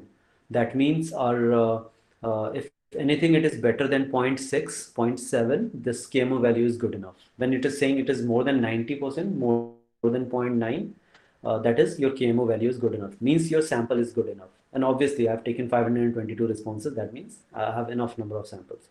This is communalities. So communalities and the value of extraction, what exactly does that mean? Initially, when you have kept all these things into one system, you know that the very basic input one, like the variable 1 or variable 2, we consider it as 1. The value that it possesses with itself as 1, unless it was part of this complete grouping, this factor analysis. But when we have used it in the system of factor analysis, I can see the role that V1, V2 and all the other variables are playing. It is 0.562, 0.634. These are the extractions that we are getting. So anything which is above 0.5, that means at least the worth after the extraction, the worth of the variables left out is greater than 50%. We can take that particular variable into consideration for a later phase. So since we know that all the values of extraction in the communalities all are greater than 0.5, so we will consider all the variables into the picture, and we will consider each and every variable. So we have 0.5, 0.5, 0.5, 0.5, 0.5. So these are the certain values. So like V7, the lowest one is V6. Then we have I guess V3 and V7. These are having the lowest value. Rest of it are above 55%. So these are the weakest values. If you want to delete anything, if you want to reduce out of our data, or dimension reduction, if you want to do, we can reduce these values. So just remember this thing. This V3 is something that is having least value, or the least value is V6. Then we are having V3, and then we are having V7. So V6 is having the least one. Now going to the next one, that is total variance explained. So here, this is the eigenvalues that we are getting. First factor or component or construct, the eigenvalue is 6.9. The second factor that we are getting, so with this we are able to see that 1, 2, 3 and 4, and here it is completed. So all the components that we have been talking about component. So the principal component with common qualities have been identified, and they are 4. All the components are having greater than one eigenvalue. That means their weight is greater than 1. Now, when we look at other components, so principal component analysis was able to identify 5th, 6th, 7th up to 19th. यानी हर variable अपने आप में, every variable was a component in it. But as far as other variables are concerned, one of the component has been 0.87. Eigenvalue is less than 1. The other one is 0.691. Other one is 0.640. So we are not considering other components. We are just considering those components which are having eigenvalues greater than. I hope now you are able to connect with that. Now, one more thing that we are concerned about right now is this value. We call it total variance explained, and that is 64.662%. That means all the 19 variables coming under 4 different factors with greater than 1 eigenvalues are explaining the total variance as 64.662. 64.662%. That means, and the reference value is 60%. If your total variance explained is more than 60%, you can consider that. Had it not been exactly 60% or less than, had it been less than 60%, you could have reduced, variable 6 because the value was very less. So this is how exactly, and reference value is 64%. This is the variance that is being explained by each of the factor. So the very first factor is explaining a variance of 22%. The second factor is explaining a variance of 15. Third one is explaining a variance of 14. And the fourth one is explaining a variance of 12. When we combine it all together, the whole is 64%. This is the cumulative values. So, so this one is also good. We have to, come up with a better result. Component matrix is, this is the critical component. These are the principal components that have been framed here. Number 1, number 2, number 3, number 4. But we are not concerned about the very first component that has been created. We basically want to go to the rotated component matrix, the last component, the last rotation that we look at. After the 5 iterations, this software was able to bring this kind of a system. Now we can see that in the very first one, I can see the values or the loadings are given. We know that these variable number 10, 11, 12, 13, 14, 15, all these are having large loadings. This is what exactly we have to consider. We have to check. But I know that looking all together at one point of time is something that is something clumsy. So what I'll do, this is the recent button. Go to the recent button. Go to factor analysis. It will show you the same thing that you have already done. Same descriptive is the same thing that you have already selected. Extraction is same that you have already selected. You don't have to change anything.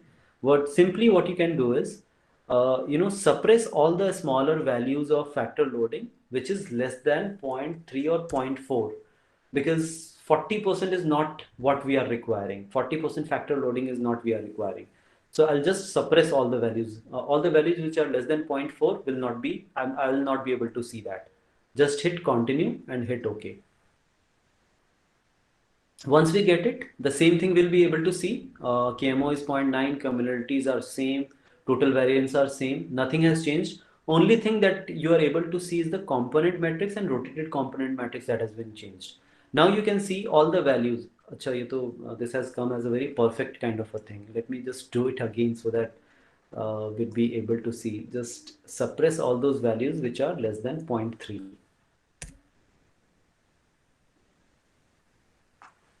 Now, if I do that here, and this component matrix and rotated component matrix that I'll be seeing, that as far as the very first factor is concerned, second, third, and fourth, there are certain. So this fourth factor is having variable 1, variable 2, variable 3, and variable 4 are being loaded in the fourth factor. Every variable is having a factor loading of more than 70%. This is what we require. And this is what exactly we require. Factor loading should be greater than 0.7. If you have enough number of variables in one factor, suppose this factor number 1 is having V10, V11, 12, 13, 14, 15. Here you can keep some of the smaller values.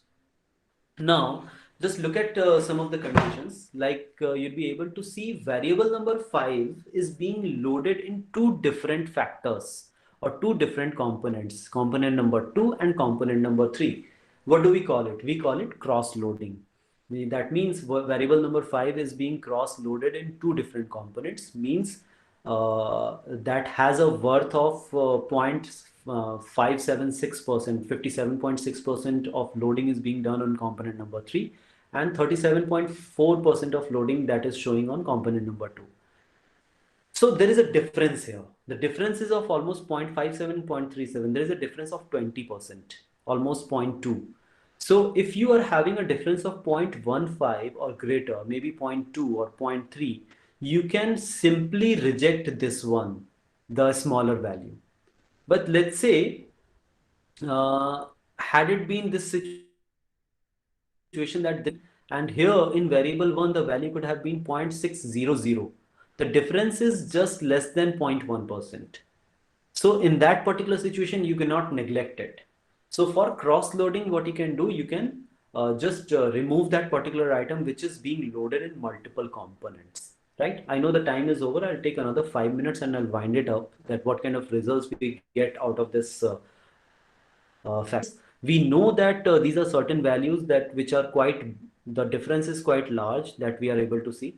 So we will again, what we will do, again, we know that the values of 0.374312, they are of no meaning right now. So what we can do, we can just suppress and just remove the values which are less than 0.4. We can continue, we can hit OK.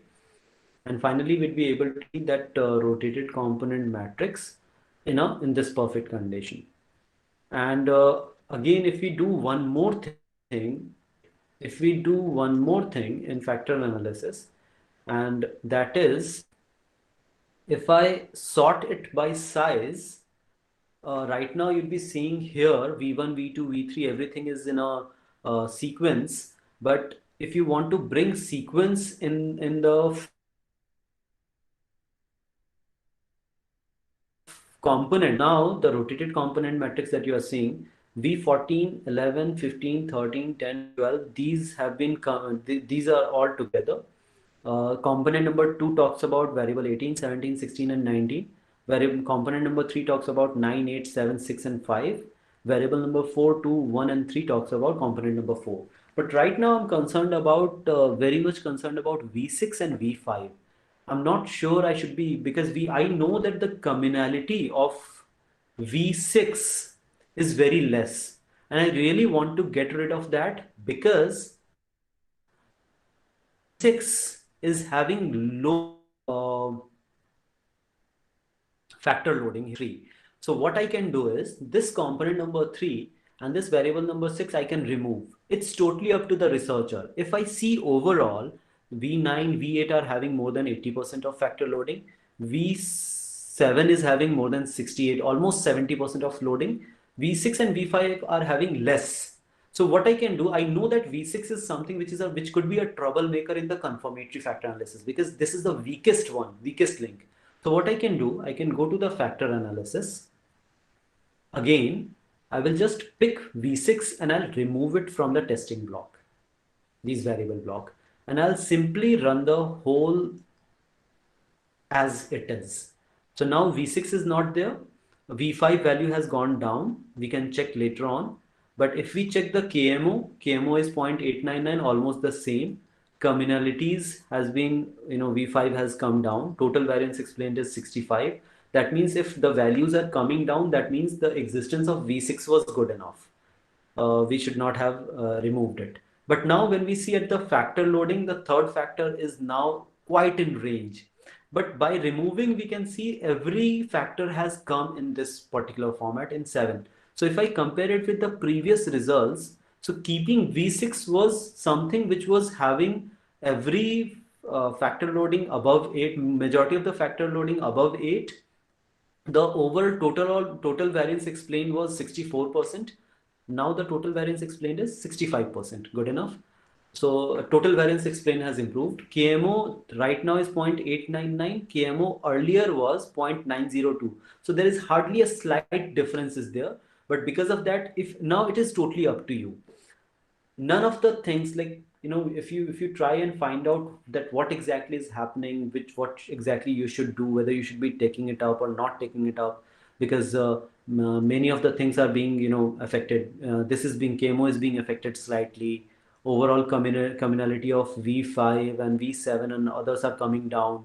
So whether you should do or not, but everything is range, like it is 65.866%, or rotated component matrix is coming in this particular way, and they are taking one more iteration. That's fine right now. So it's totally your choice. You are the best judge that whether, now what you can do is you can go back again to the whole set, to the questionnaire, and you can see whether this question number 6, variable number 6, was a very important question or not. If you think that question is somehow covered in other questions, you just remove it. Like if we say that variable number 4, 2, 1 and 3, these are 1, 2, 3 and 4, all these are sufficient, more than sufficient to cover the third component, fine. But if you think the existence of variable number 6 was very important for this component, you can definitely take it up. You can again go back, and as a final result, what you can do, you can just pick it up, put it in the testing block. It will come at the last. You don't need to worry about it because you have already sorted it by size. Hit OK. You'll be able to find the whole results like this. So the every result is same, and you will find this this thing. So just right click it, copy it, and you can use the same thing in your confirmatory factor analysis. As far as your MOS, SPSS is having another version that is called MOS, analysis of moment of structure. You can just paste it in that particular window and you can utilize it further. So this is how exactly we create the groups, we sort the groups, we check the basic assumption of multivariate analysis by testing the normality, by testing the linearity, homoscedasticity, multicollinearity, and reduction of the correlation of error. After doing that, we can directly come here and we can do the factor analysis of all the questions that we are having. So I guess this is it from my side today. And if you have any query, you can please ask, and then we can wind up this session. Yeah, hello. Good afternoon, sir. Actually, Yes, please. I'm extremely sorry. I just got disconnected from my laptop, and the moment I entered login from my mobile phone, so it is not showing the feedback form. So if it's possible, then could you please share Okay, it? that will be provided to you by the host and the coordinators. You don't have to worry about it. You'll get it definitely. Yeah, So, and thank you so much for the information. Like whatever you shared, it was pretty, like it was literally great, because initially I don't have any idea what the factor analysis was, but okay. like till this, and I still know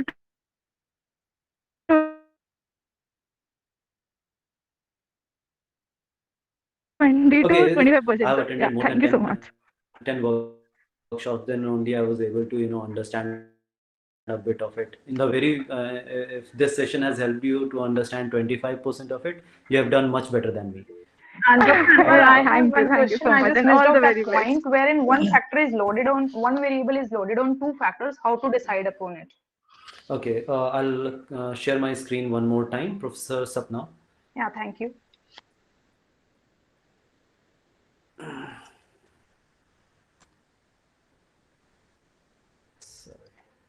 Can you see the screen now?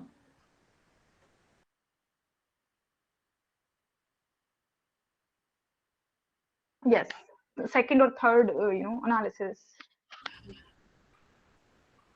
Here, right now here. Yeah, this one.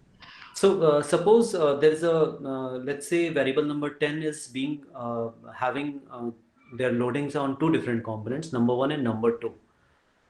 The values are 0.738 and 0.31371, right? That means variable 10 is being loaded on component 1 with a weight of 73.8%, with its original weight of 73.8%, and variable 10 is being loaded on component 2. That means, let's say component 1 is about quality perspective, component 2 is the brand perspective. I haven't decided anything. Ye pura data, this data that I've taken, this is from the perspective of job satisfaction and everything, but you don't know it. I don't know it. What question was, I don't know. So let's suppose component 1 is about brand, component 2 is about quality.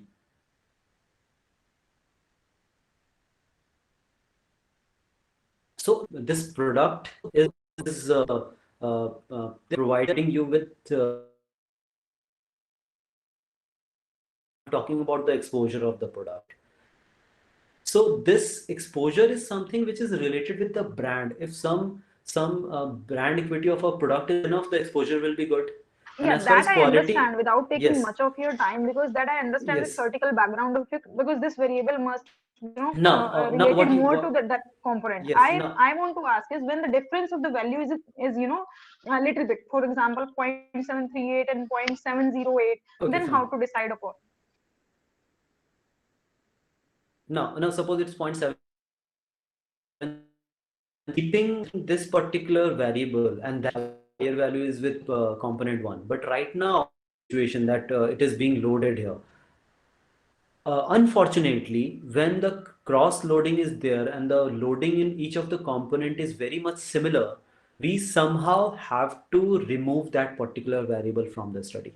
Even if they are having a good enough loading, maybe they are having good enough. But before that, what we can do, we can check for some associated variables. Maybe V10, V11, V12, every variable are being loaded in the same component. What we can do, we can look for some of the weaker section in this complete set of variable. Let's say V13, variable number 13 is the weaker section here. What we can do, we can just remove it. Right now, V10 is the weakest one. So what we can do, we can simply just remove it, because we will be very much okay with V11, 12, 13, 14 and 15. So removing V10 will not create a problem for us. But in certain cases, when you are not finding any solution, you are not able to find another weaker link, you have to remove that. If you will keep it there, if there will be the loading will be on two different factors, you cannot proceed with good results, because that will again create some kind of a problem at a later stage in the confirmatory factor analysis stage, and finally in the structural model, structural equation situation also, that will be creating some problem. It's better you get rid of it in the very first phase, that is exploratory factor analysis. This is my suggestion right now to you guys, but it depends on situation to situation. You can have some discussion with the experts at that point of time when you are having such kind of a problem. You will definitely find some good solutions. Thank you. And sir, variable reduction solves many problems. Like when I started with 16 variables. I was very Right. optimistic about taking all possible variables, but then my results were not very satisfactory. There was very problems in the rotated component matrix and other things. So I came down, jotted down to 12. Then I came down to 8. So the results were getting better with the reduction in the number of variables. Professor Anita, the problem doesn't lie with the software. Software is something that will help you to, find the answers easily. That's it. We have to work more on the questionnaire part. That is the, sad thing, that we do Yeah. not work on the filtration of the questions. We do not use the questions, or we do not work on the question aspect. We do not go for the pilot survey. These are the problems that are, brought in all together. And that's where these problems, where you have to, reducing the dimensions time and again, and you are left with either half of it. You started with 25 and finally you are left with 12 or 10 or even less than that. So this is the problem that we usually face, because we have not worked properly on the, we what we do, we just take up the question and we start taking the, responses. This is what exactly we have to avoid. First, we go for the pilot survey, then only we'll be able to, do something better with our results. Okay. Thank you, sir.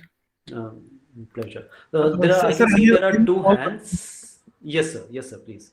Sir, actually, just one thing, sir. Sir, as you talked about the pilot survey, Yes. so how many responses should be there in the pilot survey? Like any thumb rule for that? Well, usually when we look at the thumb rule for normal SPSS EFA or something, in pilot survey we do the EFA only. But doing any kind of anything from the perspective of factor analysis, be it EFA or CFA, it's better we take minimum of 5 times. If we are having 20 variables, at least we should get 100 data, so that we can run the whole set of data on the software in a proper manner. Otherwise, we might not be getting the good results. So as far as, even if for pilot survey, do not go with the smaller. if you are much sure about the questions that you have taken, that the questions are standard, that has been already taken somewhere else, you can definitely do it. You can take some smaller values, but it's always you take value minimum 5 times of what the number of variables are. Okay. Actually, I'm facing a problem. I'm working on a project where where the focus set is very limited. Like I am looking data only from logistic companies, senior managers, Okay. something like that. And another problem is that I have a lot of questions. Like I have 49 questions in the questionnaire, and all are drawn from the different. What do you think, sir? How many number of variables you'd be able to find out of those 49 for questions? variables, maybe around 7. 7. Okay, there is again another thumb rule that we can talk about. That thumb rule is basically, I'll just stop sharing. The thumb rule is basically that says if you have one variable, do not have more than 7 questions. So there is a minimum of 3 and a maximum of 7 in every variable. Suppose if you are having one variable, take 5 questions or 6 questions. We know that in dimension reduction, we can reduce 1 or 2. You will still be good with 3 questions for one variable. Okay. But work more on the conceptual part. If your concept is strong, even one of my what happened with one of my desertee, she was in MBA. She did the same thing. She was working on supply chain performance. Right. She just took data, and the problem that she faced was the same one, that she was not able to get enough data. Yes. So since she was an MBA student and she did not she did not work more on the perspective of bringing the model good enough, there was the whole issue. Had it been she decided her model in a very proper manner, then with the limited set of data she could have done wonders. But yeah, she did find some reasonable results based on which she submitted her dissertation of. Okay. Right.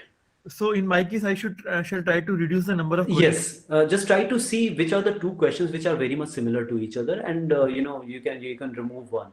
Or what you can do, you can refer back to the literatures that you have referred to, and you can see which of the questions are good enough that you can be keeping, or which are the questions which are having good factor loading in that particular research, and that you can keep with yourself. Rest of it you can just remove. Right. Keep 4 or 5. 4, 5, maximum 6, not more than that. Okay. We have 2 raised hands. One is Satyakam Pandit sir and Dr. Reena. Do we have can we have questions from you, Dr. Reena and Professor Satyakam? Yes, or maybe Professor Pradhan? Yes, Dr. Reena, please. Yeah, so I wanted to ask one question. What is the difference between factor analysis and principal component analysis? Principal component and factor analysis. Okay, there's no difference as such. Factor analysis does many things. It reduces the dimension, it's something, and it helps us to make multiple groups of all the questions that we have asked, right? So principal component analysis is a method of extraction. If we have 20 questions altogether, and out of 20 we may want to make groups, principal component analysis takes into account the principal characteristics of the questions, and it helps in making the groups for us. And same with maximum likelihood. They takes into account the major characteristic and they divide the groups. Yes, sir. Professor Pandit, please. Professor Satyakam Pandit, if you have any query. Professor Pradhan? Sir, good afternoon. Yes, Professor Pradhan, please. My question is that sometimes you are using to the community. Sometimes you are using to the community. Okay. How do you explain in the community? Can you explain? I'm not getting the community part. Okay, communality part. It's something, sir. Communalities are something that you have taken. We know that there is. Okay. How do I say this? Have you ever made a drink of using ruafza, water, sugar, and other things? What do? You take into account all the important ingredients and you mix that, right, sir? So it's basically there is a system that you have created out of all the components, all the important ingredients that you are having. So this communalities tells us that you have used sugar, you have used water, you have used ice and other things to make that sharbat, that drink, that sweet drink to have. How much they are deemed fit. I can also include, maybe I can include some masala into that, maybe Maggi masala into that. But would that be good enough? Communalities tells us that if we include any of the questions, it's basically like how well that will be fit into that particular system. So some of the communities was having 57%, 0.5, 0.6. So those having commonalities better, they are better fit in that particular system of all the questions. This is the basic worth of the commonalities. We will have quick questions. Professor Jamshed, Dr. Jamshed, can we take quick questions from one or two? You are muted, sir. You are muted. Participants, actually, we are crossing the time limit, and we have something in our mind. So please, stay. You can contact us. Sir, Dr. Jamshed, can I have a basic request from you? Yes, please. This is also important from our perspective as a resource person. Maybe all the participant can write down their query in the chat box. You can just have the, you can consolidate it in one place, maybe one Excel sheet, and you can provide it to me. I'll give the answers to those questions in the same Excel sheet, and you can share it with the participants. Would that be good enough? Yes, it would be better that if you can share the email ID so that they will contact you. Okay, fine. I'll just write down my email ID here. Sir, please. There are some announcement from our side for that for the concurrent sessions. If you have any query, you can contact directly to Arif Anwar sir, and he will Professor Arif Anwar will reply accordingly. And Dr. Asu sir, please.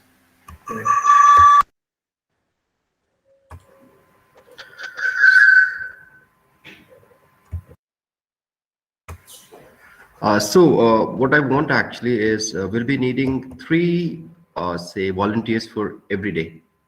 We'll be introducing the resource persons actually. So if any one of you is interested for tomorrow's session, the moment you agree, I'll be sharing the, say, profile of the resource person with you.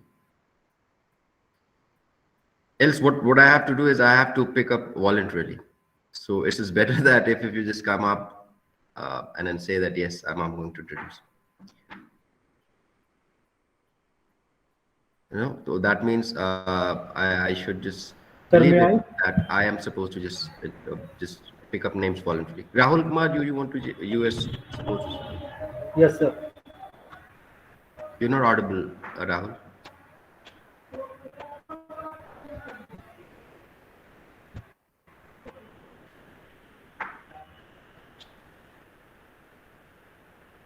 No, so what we are going to do, we'll be just contacting you directly.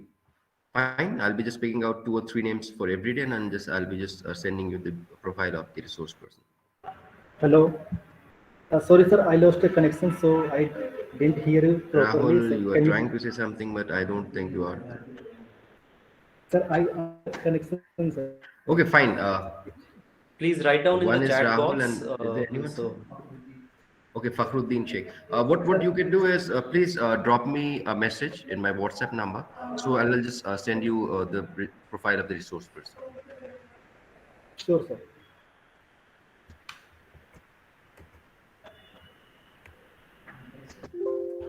Fine. And anything else?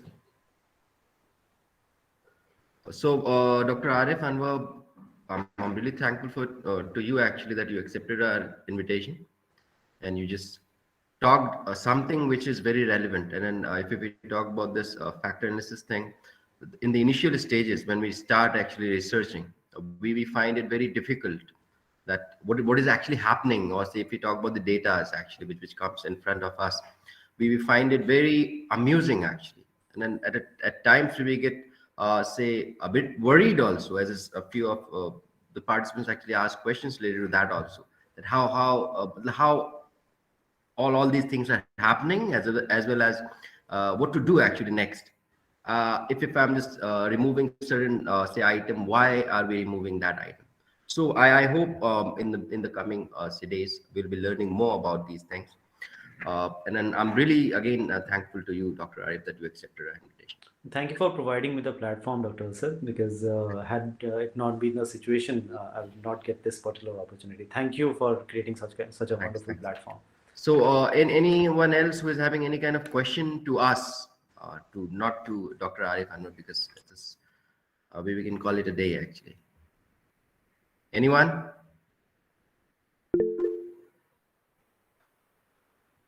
Yes, Swati, you have any question? So,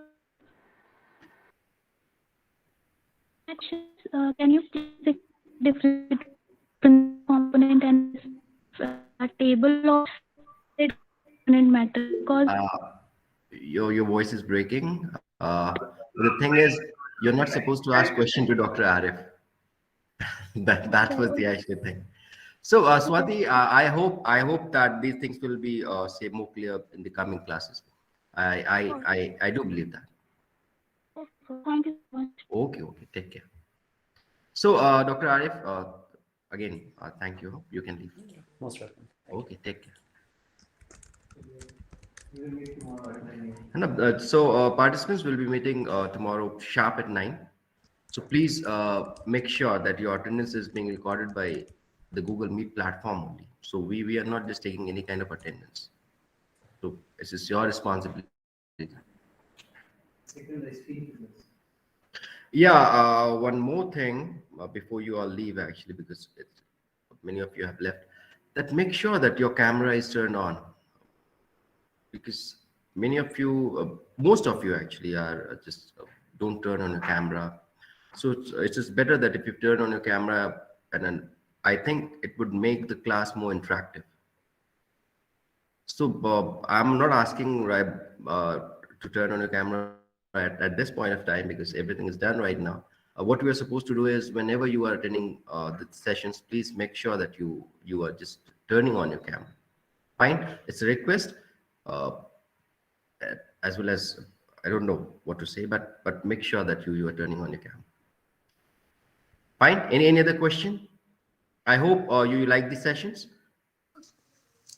Yeah, Doctor Sir, I Yes, just sir. wanted Yes, sir. to know about the test that would be held. If you can tell us what sort of test will it be at the end of the That will this be an MCQ one, Wakas. And the sessions actually you are just going through. The questions will be from those sessions only. Okay, means the technical questions about all the sessions. Yeah.